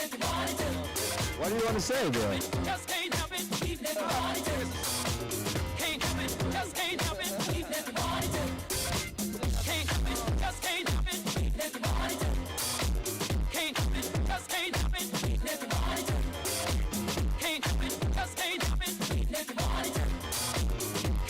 So Stino looking like he's found something on the inside, slightly further down the beach. And up he goes, back roll, second rotation. The Chiron. Can't quite see as he stuck it. I think he has.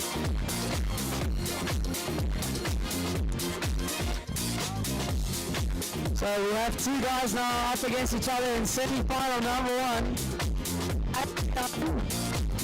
Mr. Adrian, the master of disaster. What are your thoughts for the semi-final? So I am up against Jason's. I'm hoping he'll take it easy on me because it's the legend Jason on his face. So I really hope he gives me a chance at least to be in the final again. Wow, yo, how's the compliments from this guy?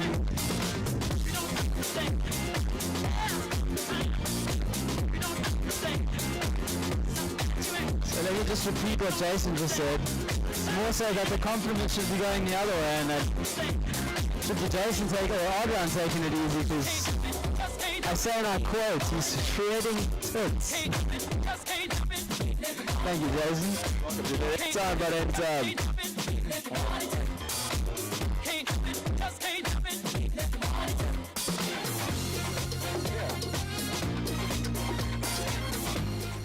Time, on a land kissed by wind and waves, there was a magical place called High Five. Brave souls came to learn the mind-blowing art of kite mastery. They learned the knots, the lines, the language of the wind, how control comes before courage, and somewhere along the way, they discovered a world where friends cheer louder than the wind, where wipeouts become stories, and where progress is celebrated, where learning becomes freedom and community becomes fuel. High Five Kitesurf School. Are you ready? Join the adventure. World's biggest kite store. Kitemana offers you excellent customer service, worldwide delivery by kiters with passion. Let's do that! We are 100% kiteboarding. Kitemana, your online kite store.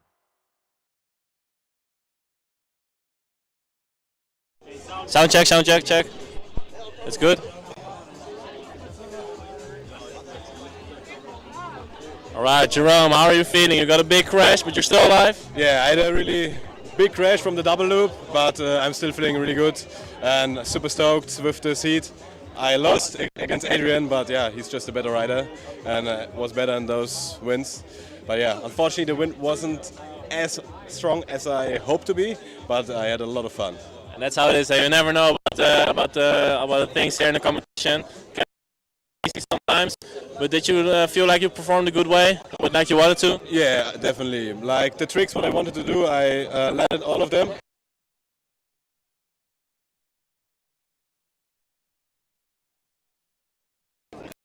You know, I'm not too much of a fan of that, but the soulful house music is what I like the most, my favorite. With lots of vocals, lots of soulful vocals.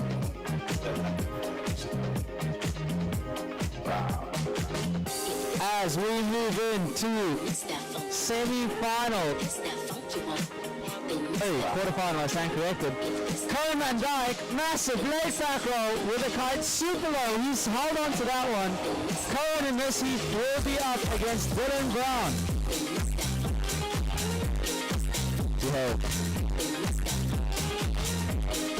So how do you feel about the prospects of going up against Cohen? Not up against Cohen. The prospects. So this is, I don't know, bro. It's good. Like, honestly, when it feels right, it's any man's game. Having gone up against Cohen twice in the last event, in round one and in the semi-final. And Dylan Brown, massive boogie with a super horizontal kite, just not hanging on there.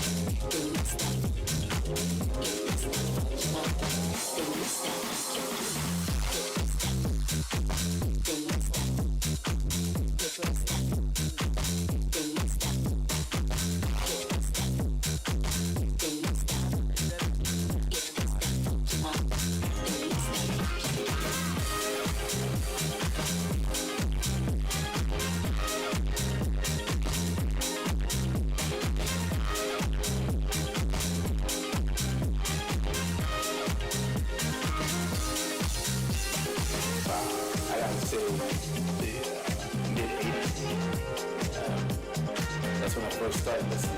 As Cohen is heading out now. At the time, back in the 80s. And he's up. Leg back, board off, super inverted. Just butt checks that landing. Not able to hold on with a chop. Well, house music is about fun, it's about love. And Dylan Brown out the back above the golden arrow. Boogie gets the kite angle, goes round. And he's just unable to hang on that one. With Cohen back up, Boogie throws it around and he's landed right in front of that wave. Right at the critical timing, he's hung on.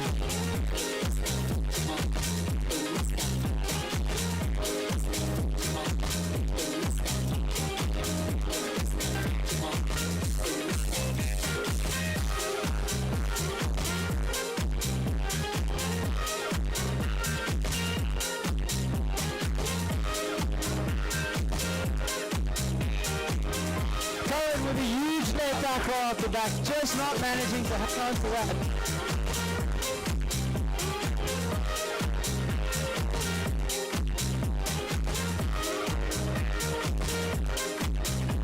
And Dylan up front, huge left back.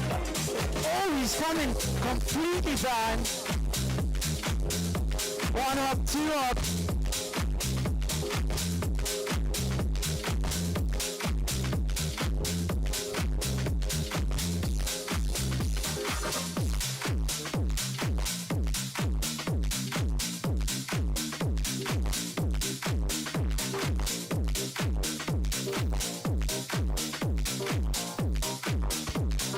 So as we see Cohen way out the back and Dylan on the inside body dragging for his board after his slam.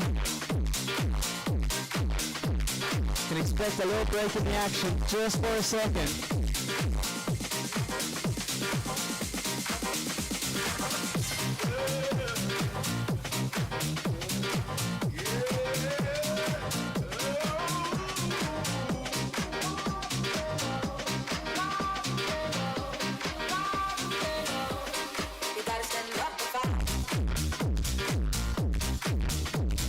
So, Dylan back on his board and straight into the air with a nice boogie. Can't quite see if he's landed. I don't think he has, judging by the kite.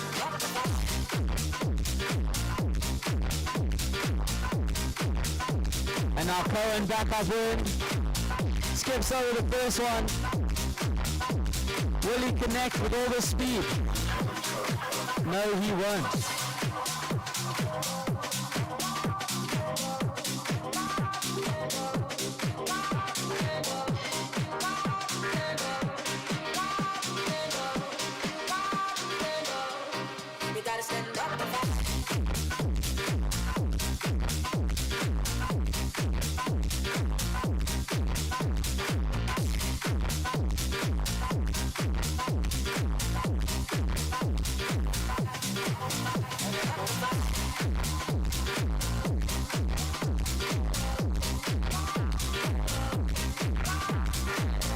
So, knowing Lewis is on the beach, will we see something right foot forward to make him tweak standing on the sand?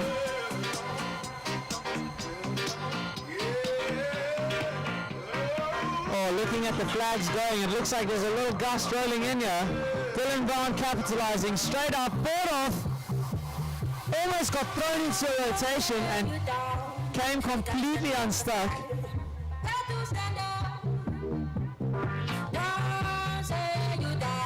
While Cohen upwind is just showing his experience by staying patient, making sure he's in the right place. Can it pay off? Up he goes. Huge late back board off, boards back on, and he's landed that so clean. He'll be really stoked knowing he's landed that one. He's just about punched his ticket to the semi-final.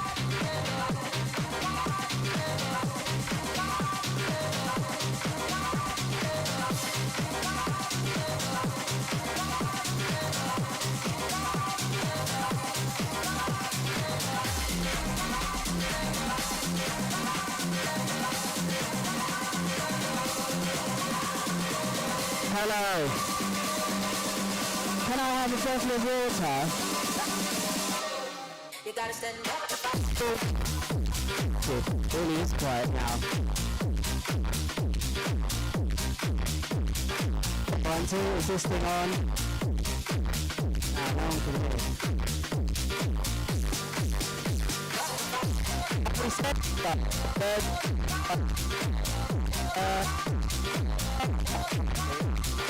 I don't know. Up here.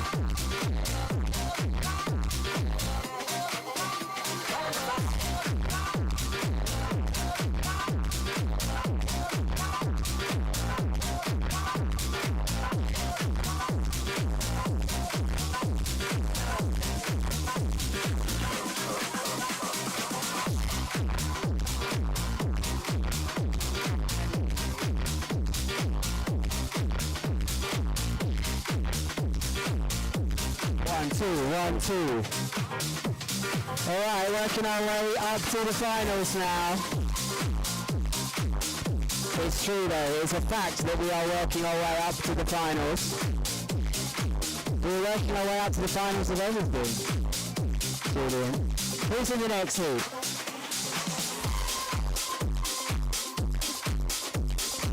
In the next heat we will have Yusal Parlik and Matis Hestevic.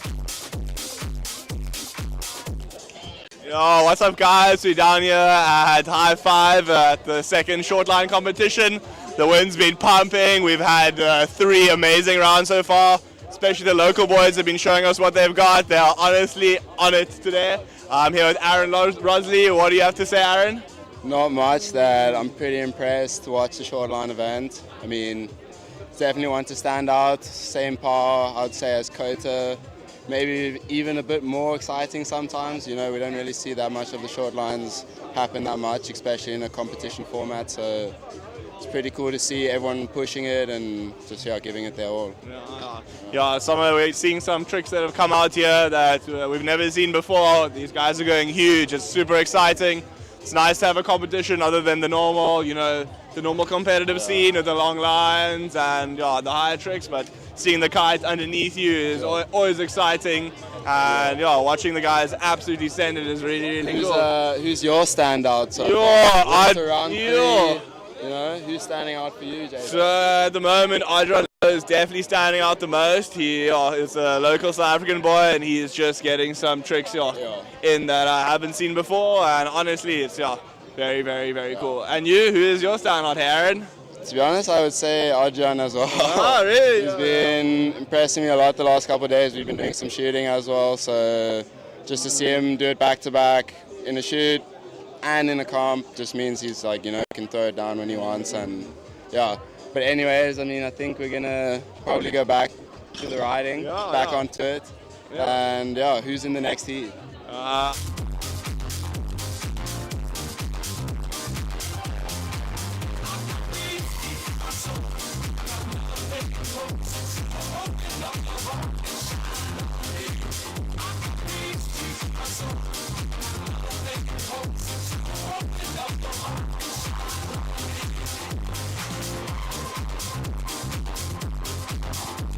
As we go into our quarterfinal heat. And Matt is on the buzzer getting things started. You saw up straight after with a super low kite loop. Almost scraping the water on that one. Yusa, having recently switched from cork kites to gong, has made a huge impact in what he's been able to do since the switch. Let's see if we can keep it going, and he's back up into the next wave already. Just not able to punch his ticket.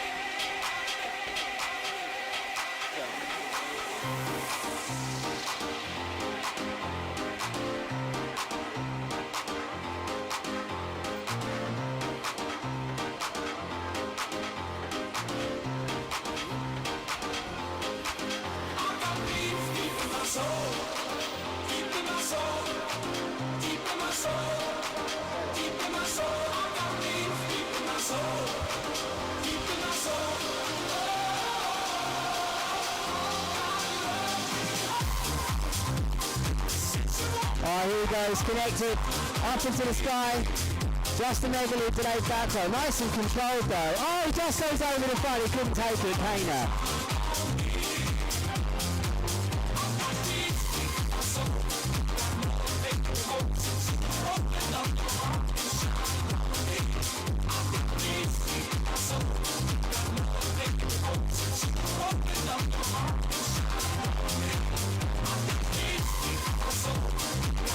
Alright, there's Yuso. Oh, it does look difficult now. The wind is definitely pulled back here, Julian. You think the wind's got windy? You think it's got dangerous, Jason? Gone down. It's a fact. I reckon it's a fact. And that boat facing the wrong way out to sea was the problem for me. The cloud's gone. That's what's happened. Where's the tablecloth gone? Oh no. Are you going to take a 10? Okay, you don't have a 10 yet. That's not a good question. Oh, there's a change of kites here. Yusil has changed his kite. What is he pulling up?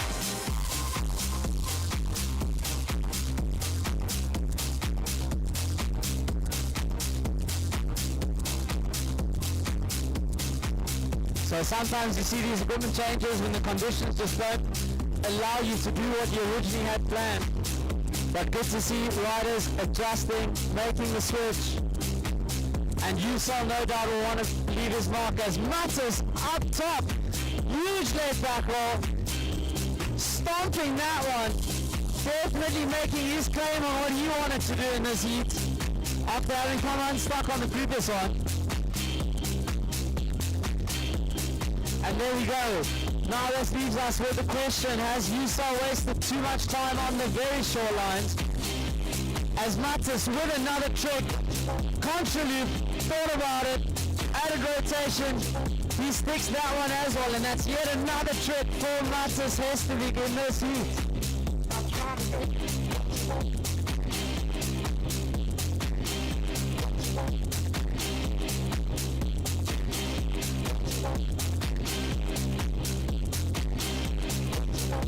So with all those tricks, Matas way down, Yusil up top, capitalizing, massive laid back, really stalling that kite through the window.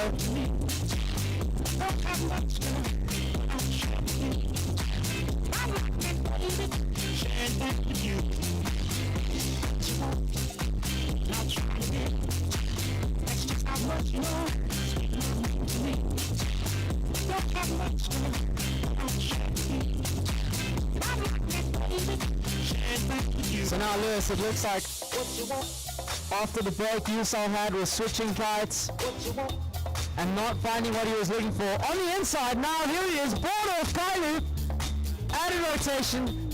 Oh, that's going to be very nice for his variation score. Right foot forward, that's got to make you pretty happy, Lou. Yeah, I like to see people going both ways. It makes me feel like they can do it both ways, which is always something that's respected among kiteboarders, but to be honest, what's final? To be honest, the wind's so weird on the way out, they always have to. Oh, this is a pretty decent one though. Oh, because, oh, what a landing that was. Julian, is it scary when the wind gets light during these short line loops? I think as soon as it starts dropping off just that little bit, you kind of run the risk of that kite just sitting there and not going back up the way you want it to. And sometimes that results in a big crash, and other times it results in a really cool save, as we just saw by Matas. So he's maxed out on all the points that he could get on that trip, which I think he's done a really good job on, and he's, I must say, applied a lot of pressure to Yusil in this heat.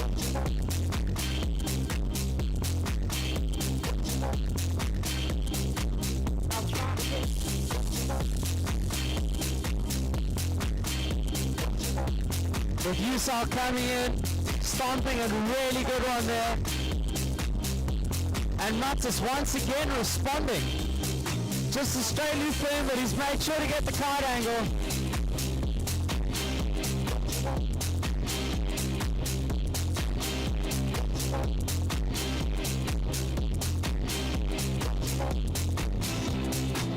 I'll try to get what you want, and I'll try to get.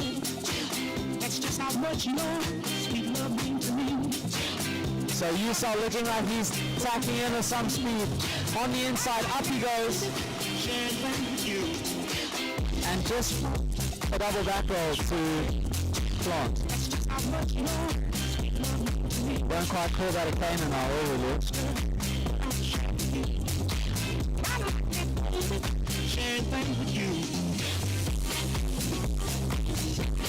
And Matis once again going for the front roll. It looked like he set off with that contra left front that he's been throwing in the previous rounds. I think he's maybe holding off on that because he thinks he's done enough. Yeah, I do.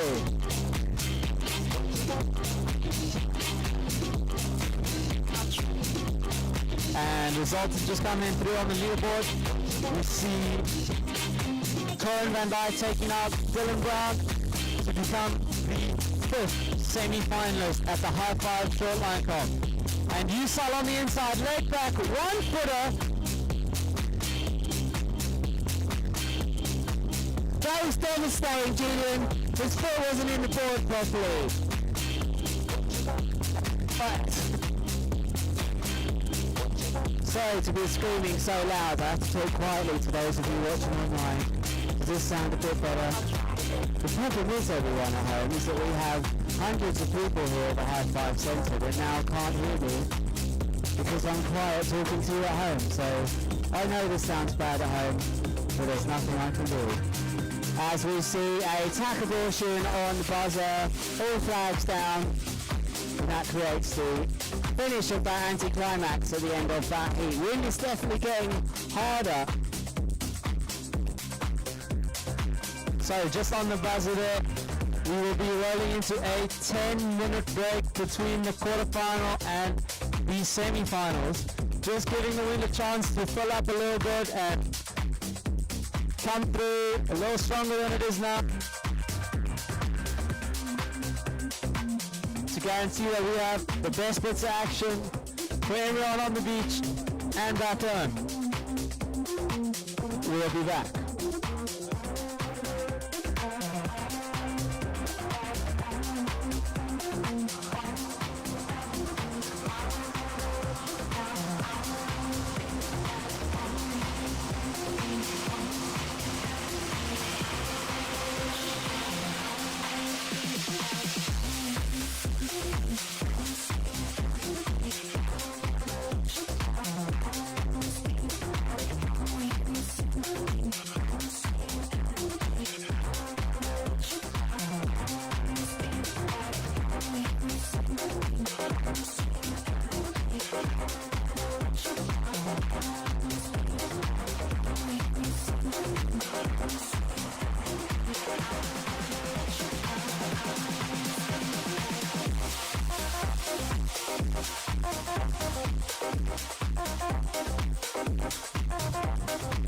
Yeah, we just had a little word from Amy, our contest director, and she is just let us know that we'll be rolling into a little break to make sure the conditions are up to par and that allow for the competition to demonstrate what it was intended to make sure the riders can do the best tricks and to put on the best show. So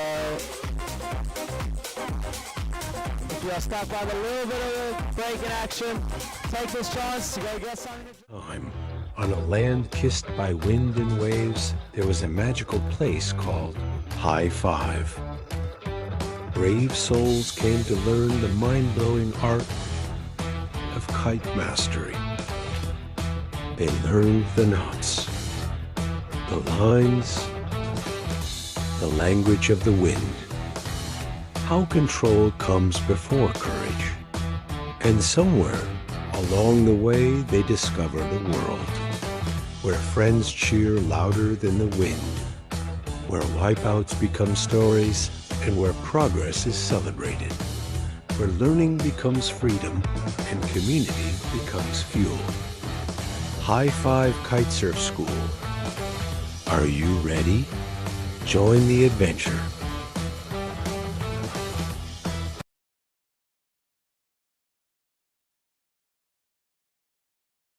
golden arrow is the real highlight. If the golden arrow comes along, step it up to spirits.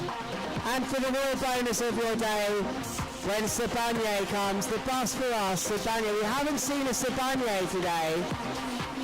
What should a Sabanye mean, Julian? When a Sabanye comes, what must you do? Run. How many shots when a Sabanye comes? Here's the bus for us, by the way. So short break until we get going with the semi-finals here. 4 heats left of high five short lines. And now I'm quiet.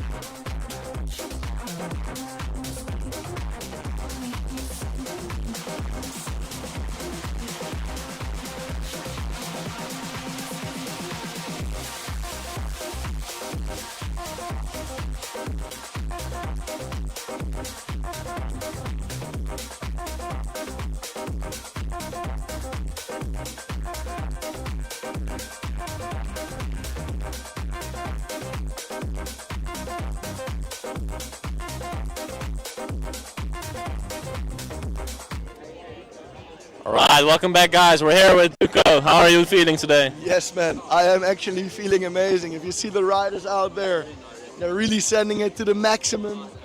Wind is actually a little bit down now, eh? Yeah, it looks like it's picking up and then going down again. It's going up and down. Exactly. But I feel like if I see the cloud, there's going to be some wind. I hope for in the finals it's going to be massive. What do you think? I reckon if you look to the cloud right now, it's dripping still. So it could be actually filling up even more than it is already right now. I'm very sad that it went down, so a few riders in the heats weren't having the best time out there, trying to push the limits. But let's hope it's coming and picking up again, eh? For sure, I'm sure. And I think the waves are looking pretty good. A bit better, you know, still can be a bit difficult, but that makes it even more better, eh? Like in a competition, if it's all easy, it's too easy, you know. You have to be a little difficulty in there. It's gonna be good, eh? Exactly. Yeah. There are some kickers out there, but you have to look for it. Exactly. No, Yeah. Like some of the boys, they're really trying and finding it. Some of the boys are more lucky. Some of the boys are more unlucky. So let's hope all the boys can have their turn properly, eh? And that's how it is, eh? And what do you think for yourself? You're gonna compete next year, maybe? Yeah. I'll try actually, eh? Let's push myself and maybe we get in there next year, yes. Hey, for sure. Just put the kite low. We go. Let's go. That's it. Exactly.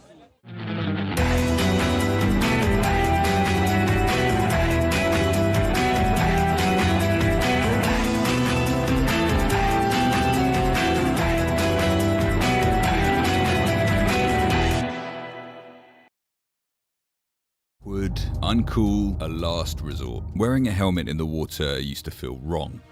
So we set out to build something better.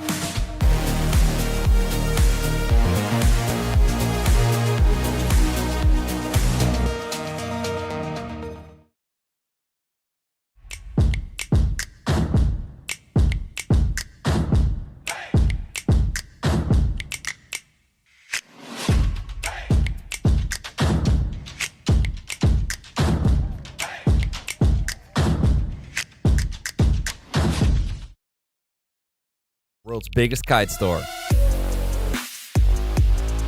Kitemana offers you excellent customer service, worldwide delivery by kiters with passion. Let's do that! We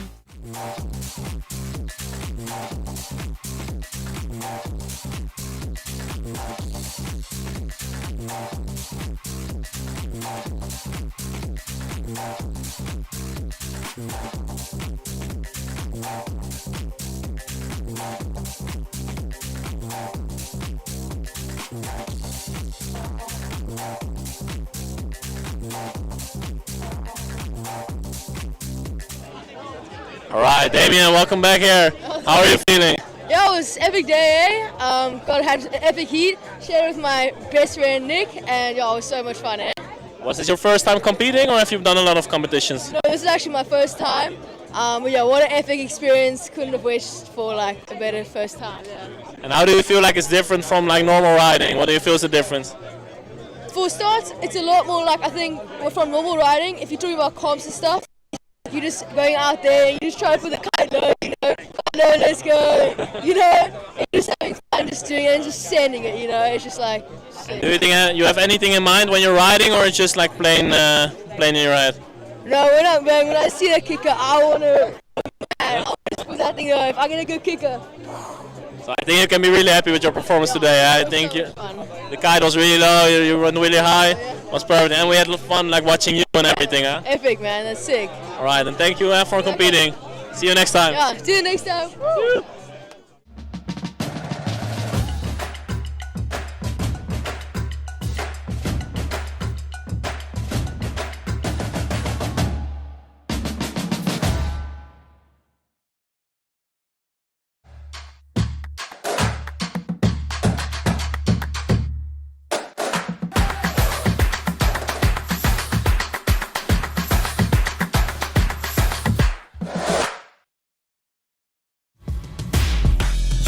feeling the flow, I get high. More than I drop is the more I get low. The music is lifting me up again, so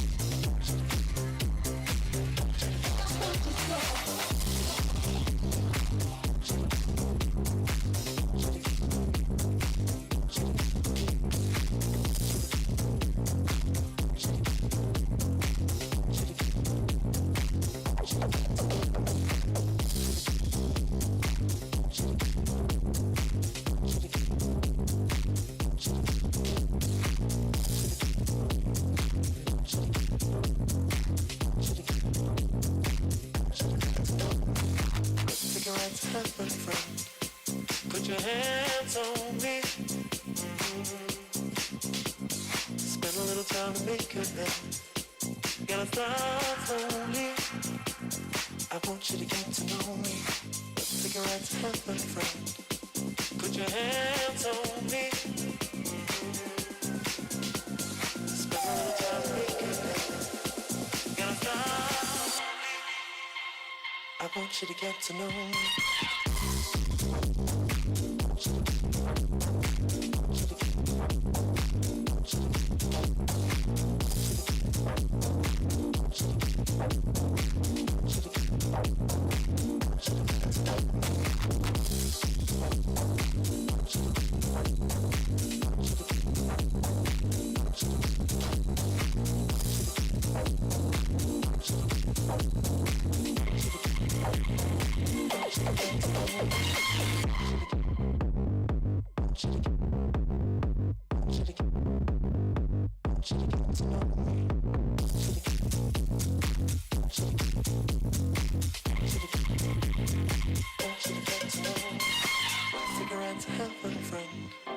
Put your hands on me. Spend a little time to make amends. Gotta start slowly. I want you to get to know me. I want you to get to know me. Get to know me. Get to know me. I want you to get to know me. Get to know me. Get to know me. I want you to get to know me. Get to know me. Get to know me. I want you to get to know me. Get to know me. Julian, you're sitting on the cable. Alright, so okay, everyone's wondering what's going on. I also don't know what's going on. Do you know what's going on? And once again, Lewis is back with the best intel that we could ever ask for. But no, I think as far as I'm aware, we're still on just a little bit of a break, waiting for a bit of wind. So stay tuned, we're going to ask for updates. Just trying to find Amy. If we get some updates, that'd be great, so we can let everyone know.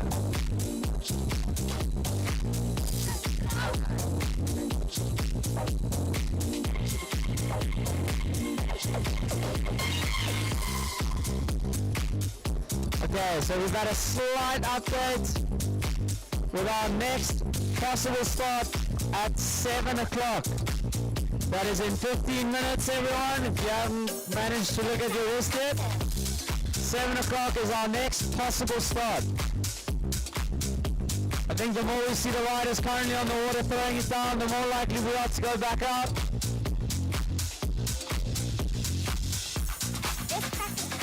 But I suspect we'll need a little over 1 hour to conclude this event.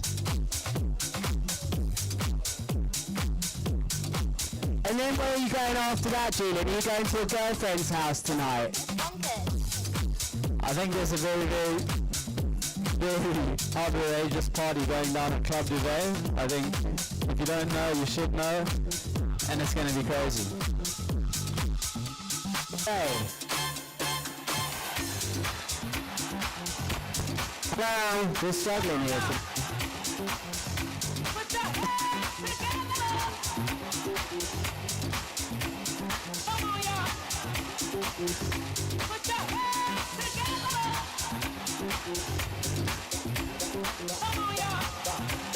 So I'll repeat that joke. Do they have beds in Club Duvet? It actually spelled like that. You hit to the beat. So, you needed a show of how old Lewis is. Alright, welcome back to the live stream. Ryan, how are you feeling? Feeling good. I'm feeling like I maybe have a bit of a sunburn, but I might be all good. Yeah, in Cape Town can be quite harsh at the conditions here, but the wind conditions are looking a bit shady today now. I think the wind dropped a bit.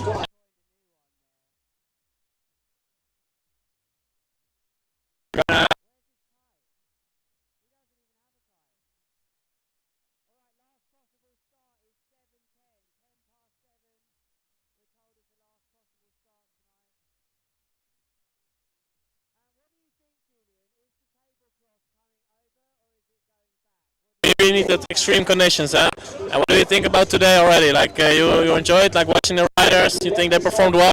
Yeah, it's amazing. Last year was already amazing, and this year even better. And she also put up a live stream. People can watch at home. And this is, I think, the best community event within kitesurfing. So super cool to be here. Yeah, I think especially with all the sponsors, especially like also.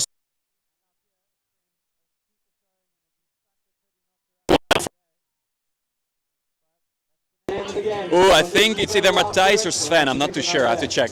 All right. I hope they're gonna put even higher in the final. The conditions are gonna be even more. So yeah, we're gonna see it and we're gonna wait a bit and hopefully one will pick up. I hope so. Let's see. All right. Thanks. And then the semi-finals and finals where we had to wait for a day with stronger wind and more suitable conditions. And in the end we did get those days. So the last event did manage to conclude in some proper conditions. And I think worst case scenario that we're looking to do the same. But since we're getting blown off this table again, I think it's starting to fill in a little bit. I just put it out there, Julian. I think this thing's going to happen. I think that rider on the north there just got pretty powered as he rode out to sea. There's a couple of waves coming in now, you know. There's Luke McGilwee on the beers. Luke, how many beers have you had today? Probably a beer. Here you go. Give it to him. It's like that one Taylor Swift song. I don't know about you, but I'm feeling 22. Pretty good. It looks like that fly surfer of yours.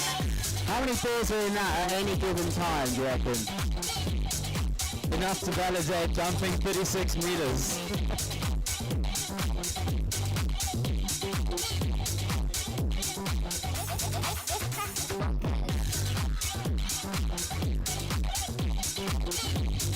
So we've just had a little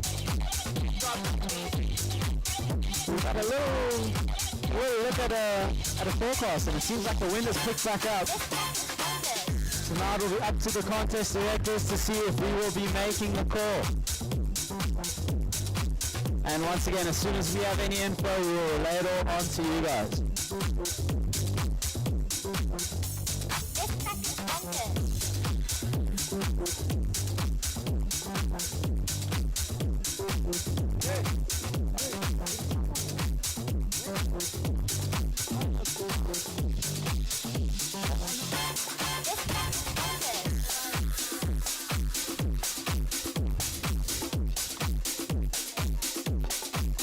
Oh, and we have Mr. Beanlots, the tightest shorts in the game.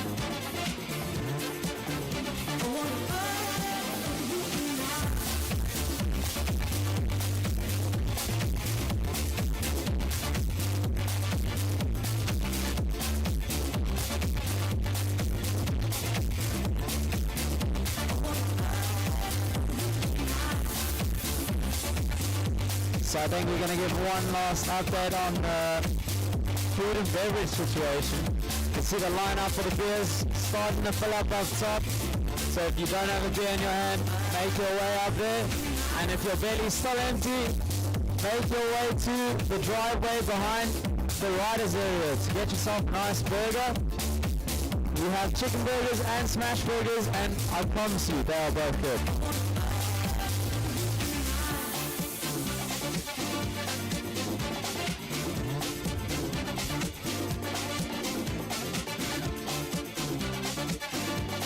Wow, it's not often you see Lewis Crafton get pulled off the stage to do photos.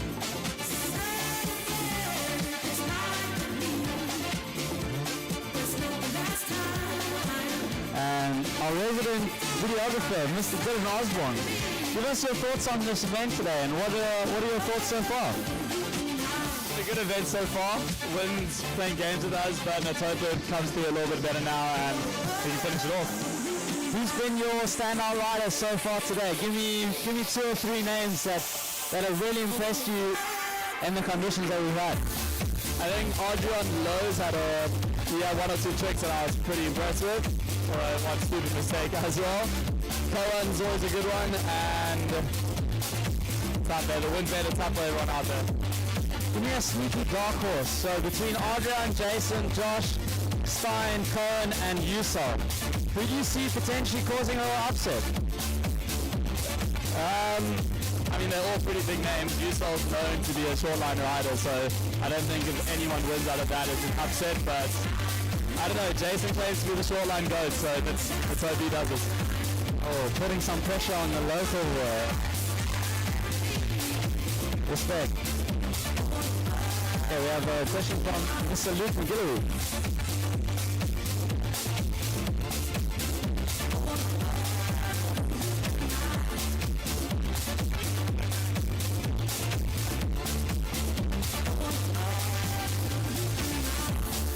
So it seems like Luke's question was just briefly lost in translation.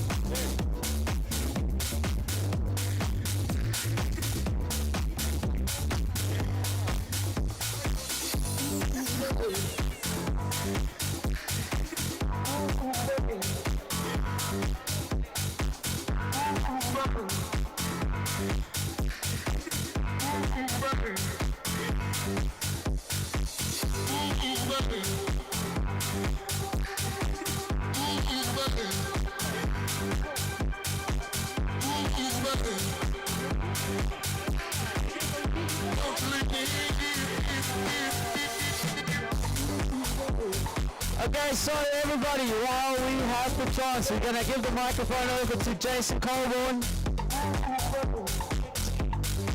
Let's hear all about Medita. Alright guys, if you're here this weekend, Saturday, 24th, come join us at the Dirty Habits Festival, Medita, where we are mixing music with action sports. BMX jump into the water, floating half pipe. Jason Baker is skydiving into the venue. We have a wakeboard park and an epic lineup. The weather is looking prime time. You won't be kiting anywhere. Get your tickets, come join us. It's going to be a freaking epic party. There we go. That's way better than the first time round. Come on, Jason. That's what we want.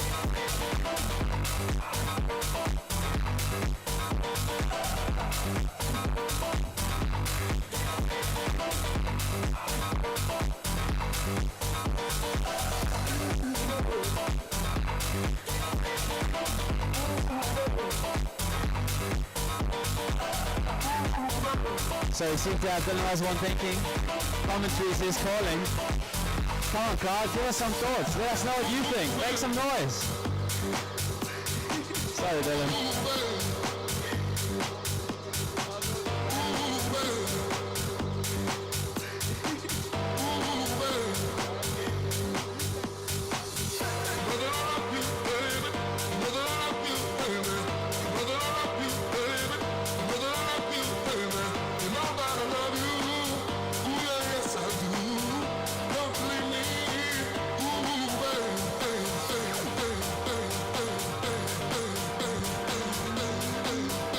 So we have event organizers just promising us 2-3 minutes before the next update, and as soon as we know, we will relay that information on to you guys. So stay tuned in the meantime, get a drink, get a bite to eat, and try and find a good spot.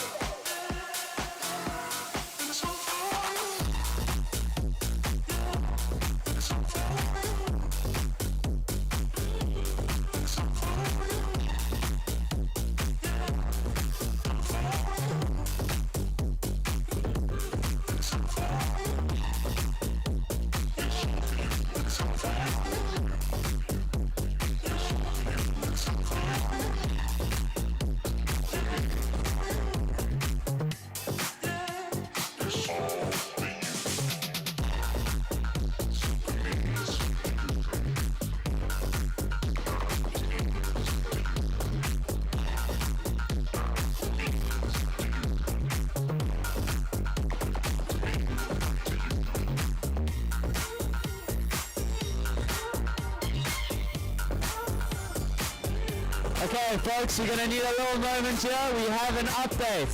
So we will be moving into sequence at 10 past 7. I repeat, 10 past 7 we're moving into sequence. That means 2 minutes after that we have our next start. Okay, so if the conditions hold, we're going to be good to go. And this is not first potential start, it is moving into sequence. So expect to start at 10 past. And then on another boat, anyone who is parked on the pavement on the right hand side right in front of the rodeo, please move your cars. Thank you.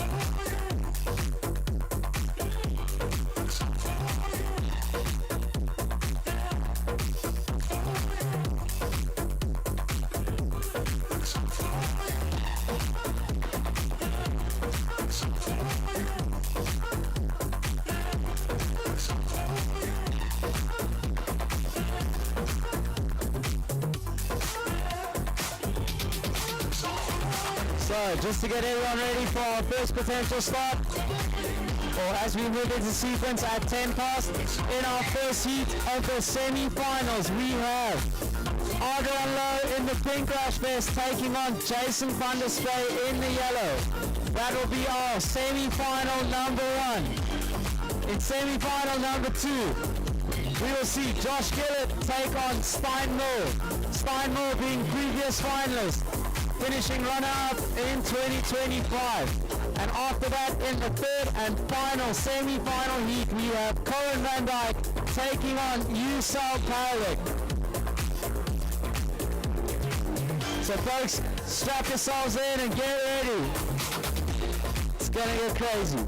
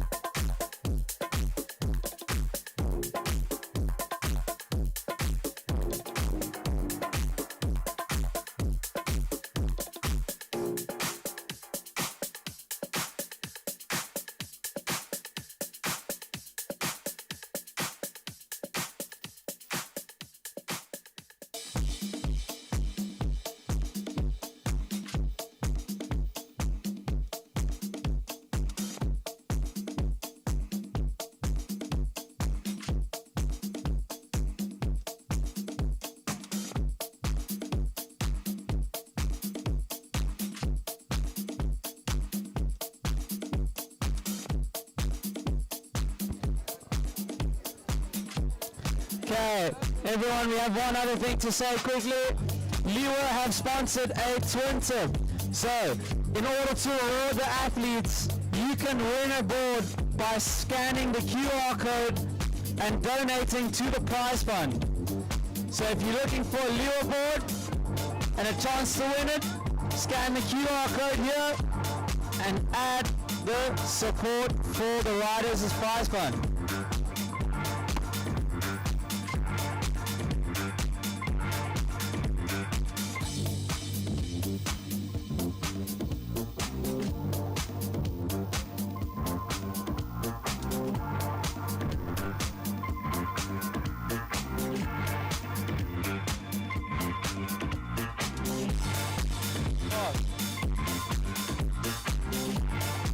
So as we reach the 3-minute mark before our sequence starts, we see Jason on the water in the blue kite.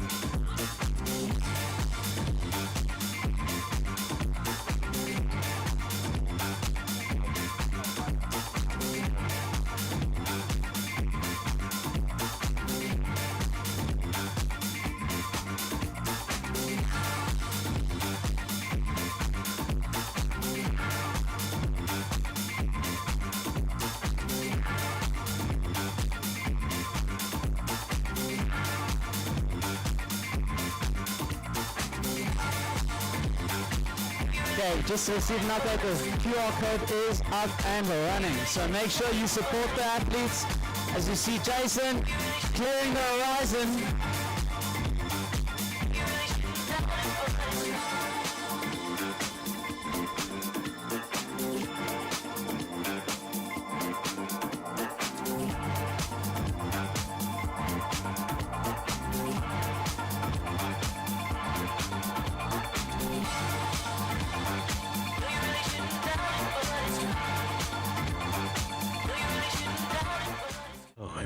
On a land kissed by wind and waves, there was a magical place called High Five. Brave souls came to learn the mind-blowing art of kite mastery. They learned the knots, the lines, the language of the wind, how control comes before courage. And somewhere along the way, they discovered a world where friends cheer louder than the wind, where wipeouts become stories, and where progress is celebrated, where learning becomes freedom and community becomes fuel. High Five Kitesurf School. Are you ready? Join the adventure.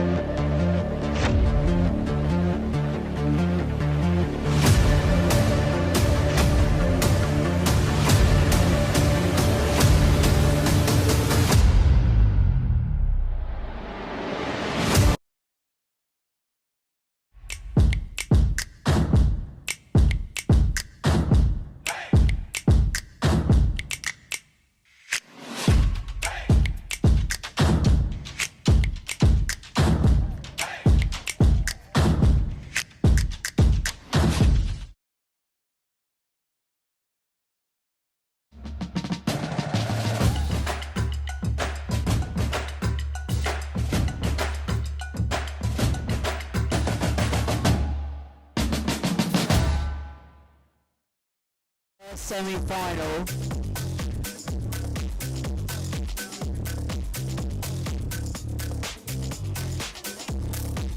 Now that would be a nice move to have. I think he's up for this. It's Adrian Lowlines. I'm alright, thank you. Sorry about that. No, I don't want a Coke Zero. I want something else Zero. I lost it in December, right? Do you want to know that? I had a lot to drink in December. Christmas came up, I didn't kite for a month, you know, and I just had a few too many beers. I just wow. Christmas day from Lewis Crafton. He had 3 beers in December, and at his age that was too much. I found myself wandering around naked on the N7. You know, and I decided enough is enough. I'm going to start the year a bit more. Lewis pulling his pants down before. Lewis having to pull his pants down after not clearing ladies' tee boxes. It's dreadful out here.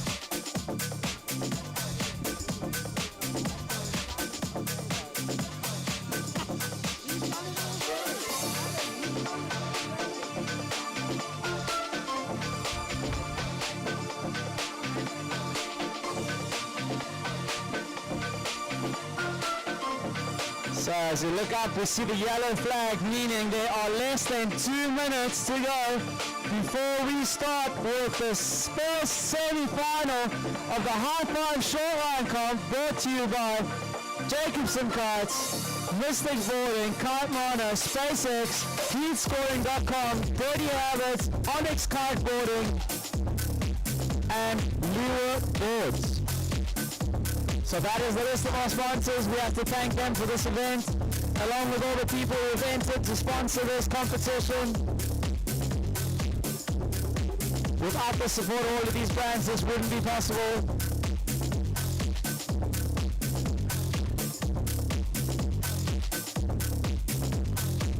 You know, we got to Christmas Day and I just wanted to have a few beers then.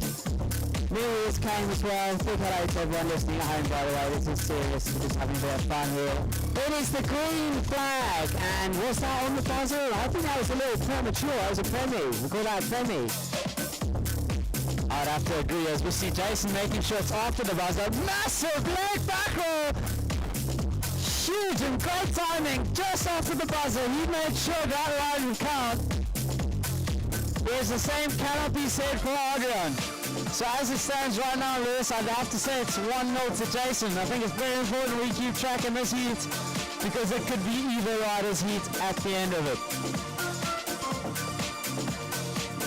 And if you have just joined us live online, welcome. You join us in the semi-finals. There are 4 heats remaining. Each of these heats, the riders are scored out of 10 points for each tricks, a maximum of 2 tricks all count. As we see Adrian with the sushi roll, nice clean landing. Yeah, it was. I am saying it because it's just, you know, that inversion is a bit different. I'm all about that. You've got to get in there with the names. Tell me some of the tricks you've named. Well, how about a laid back border by Jason? Oh, and he sticks that one on the wave. In case landing that trick wasn't hard enough, he's made it even harder by landing on the wave. So as it stands now, I think 2-1 Jason. Am I right? Or? Well, you must have some names lined up that you think, oh, this would be the coolest name to name something. What would you name something if you could name something? I think in your honor, it'd have to be the Kana loop. I like that. That one where you crash landing. Adrian! Oh, he can't land that. Oh, he nearly landed it. Jason out the back with a nice spooky with another rotation. Jason is in control of this heat. The South Africans are happy anyway, right? Because there's two. Yeah, sorry, I've lost it a bit there. I think anytime you're guaranteed one South African finalist in a competition in kitesurfing in South Africa, you have got to be stoked. But Josh Gillett, with a chance to make it 2 South Africans in the final. How do you feel about that heat? Where's the kids? I think the British competitors have all Brexited this competition. They've left early. As Jason off the back, huge laid back border, holds back on. He lands it clean. He's cleared the horizon, got the kite below the horizon. Wow! The judges have got to be seeing that and thinking he's on something here. As Adrian looks to respond on the inside. Oh, he's getting frustrated. We've seen this in the past. Adrian getting frustrated and messing with his head a little bit. Can he bounce back? Can he learn his lesson from the previous competition?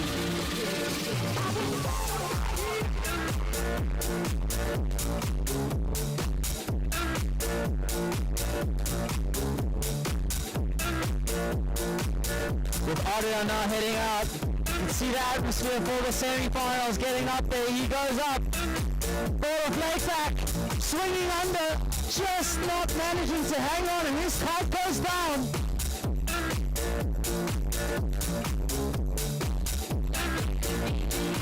Yeah, I think those lines is so much harder with those really short lines to find that extra height right now. Jason's got that slight advantage. Remember, the lowest they could, the highest they could go, the longest were 14s, right? As we see Adrian waving for his second kite. So Adrian will be going from the 8 meter on 10 meter lines to the 9 meter on 14 meter lines. As Jason does a boogie on the inside, level kite. Is it too late for Adrian to match Jason's setup? Too little too late, I don't know, Julian, but Adrian for sure has the moves in the bag.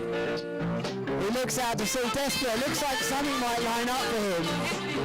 But he'll be crying out for a decent wave here now. I don't know, no, he's going to ride back upwind.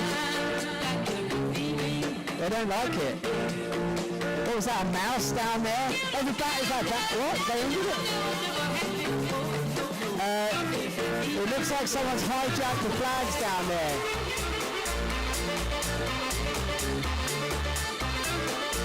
Heat abandoned. So, Olaf Fanto, what do you think about those flags, Olaf? What's going on with the flags? So where's the black and the white flag? Okay, so I'm being told through my earpiece here that they have abandoned the heat. Right? They must have abandoned it. What do you reckon? They abandoned it? I don't have an earpiece. Okay, I don't have an earpiece. I'm lying. But the heat is abandoned. Baby. So, they didn't feel that the wins sufficed.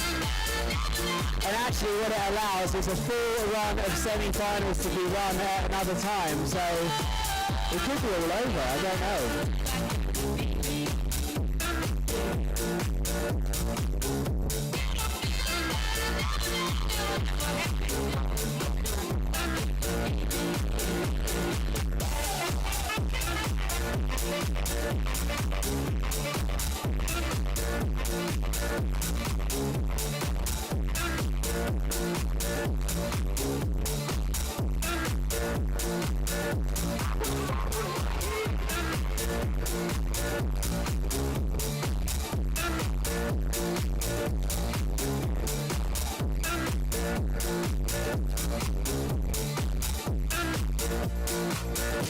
meanwhile, Harlem in the background going massive. I hope he uploads that today in the twin tip department. We just need that bit extra. Julian, where are you, Julian? We got the final wrap-up to do. You left me. Oh, there you are. So, the final wrap-up video. Wrap-up video? Launch video? Yeah, I'm going to do it here in front of the thing. Come in front here. While he's filming. No, it's fine. No, you're tall enough, aren't you? Or I just look really silly behind that light bulb. You want to sit down and do it? Okay. Now we've got to stand.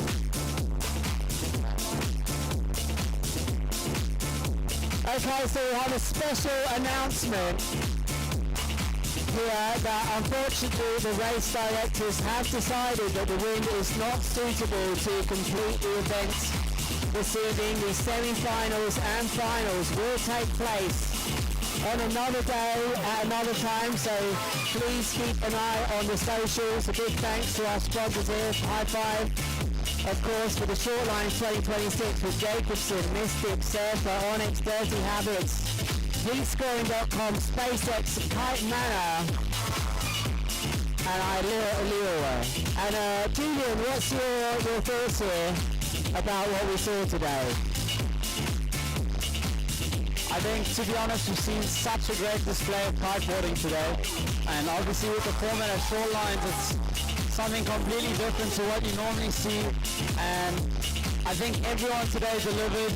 We saw performances from some people such as John Luca and other people like Adi as well that were really, really good and way above what we expected from them. So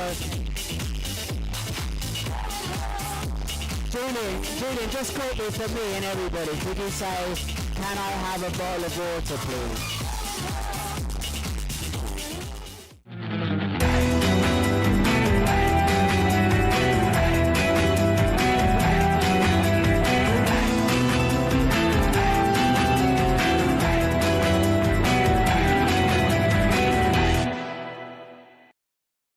It was time to rethink what a wetsuit could be. Built with natural foam, including natural rubber, sugarcane, oyster shells, and plant oils. So while it's 100% neoprene free, the Evolve still feels exactly like a wetsuit should. Awkward, uncool, a last resort. Wearing a helmet in the water used to feel wrong. So we set out to build something better.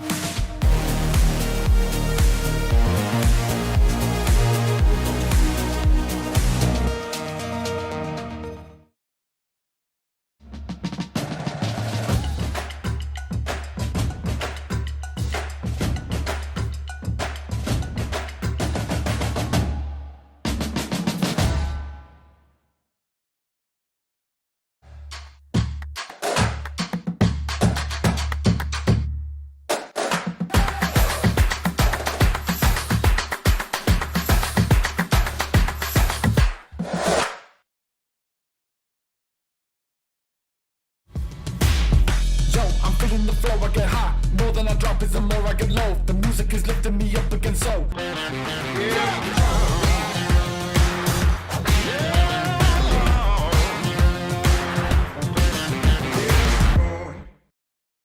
World's biggest kite store. Kitemana offers you excellent customer service, worldwide delivery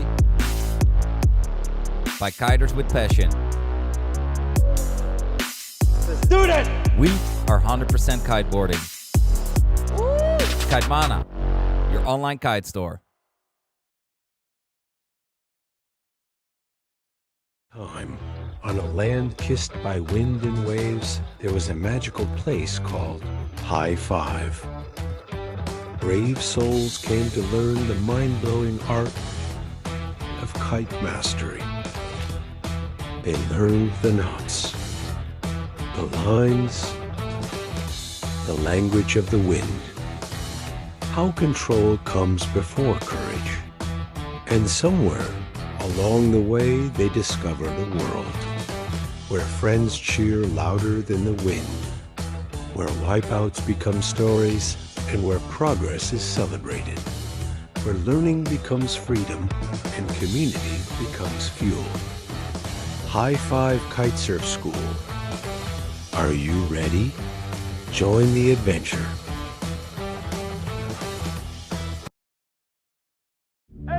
Yeah!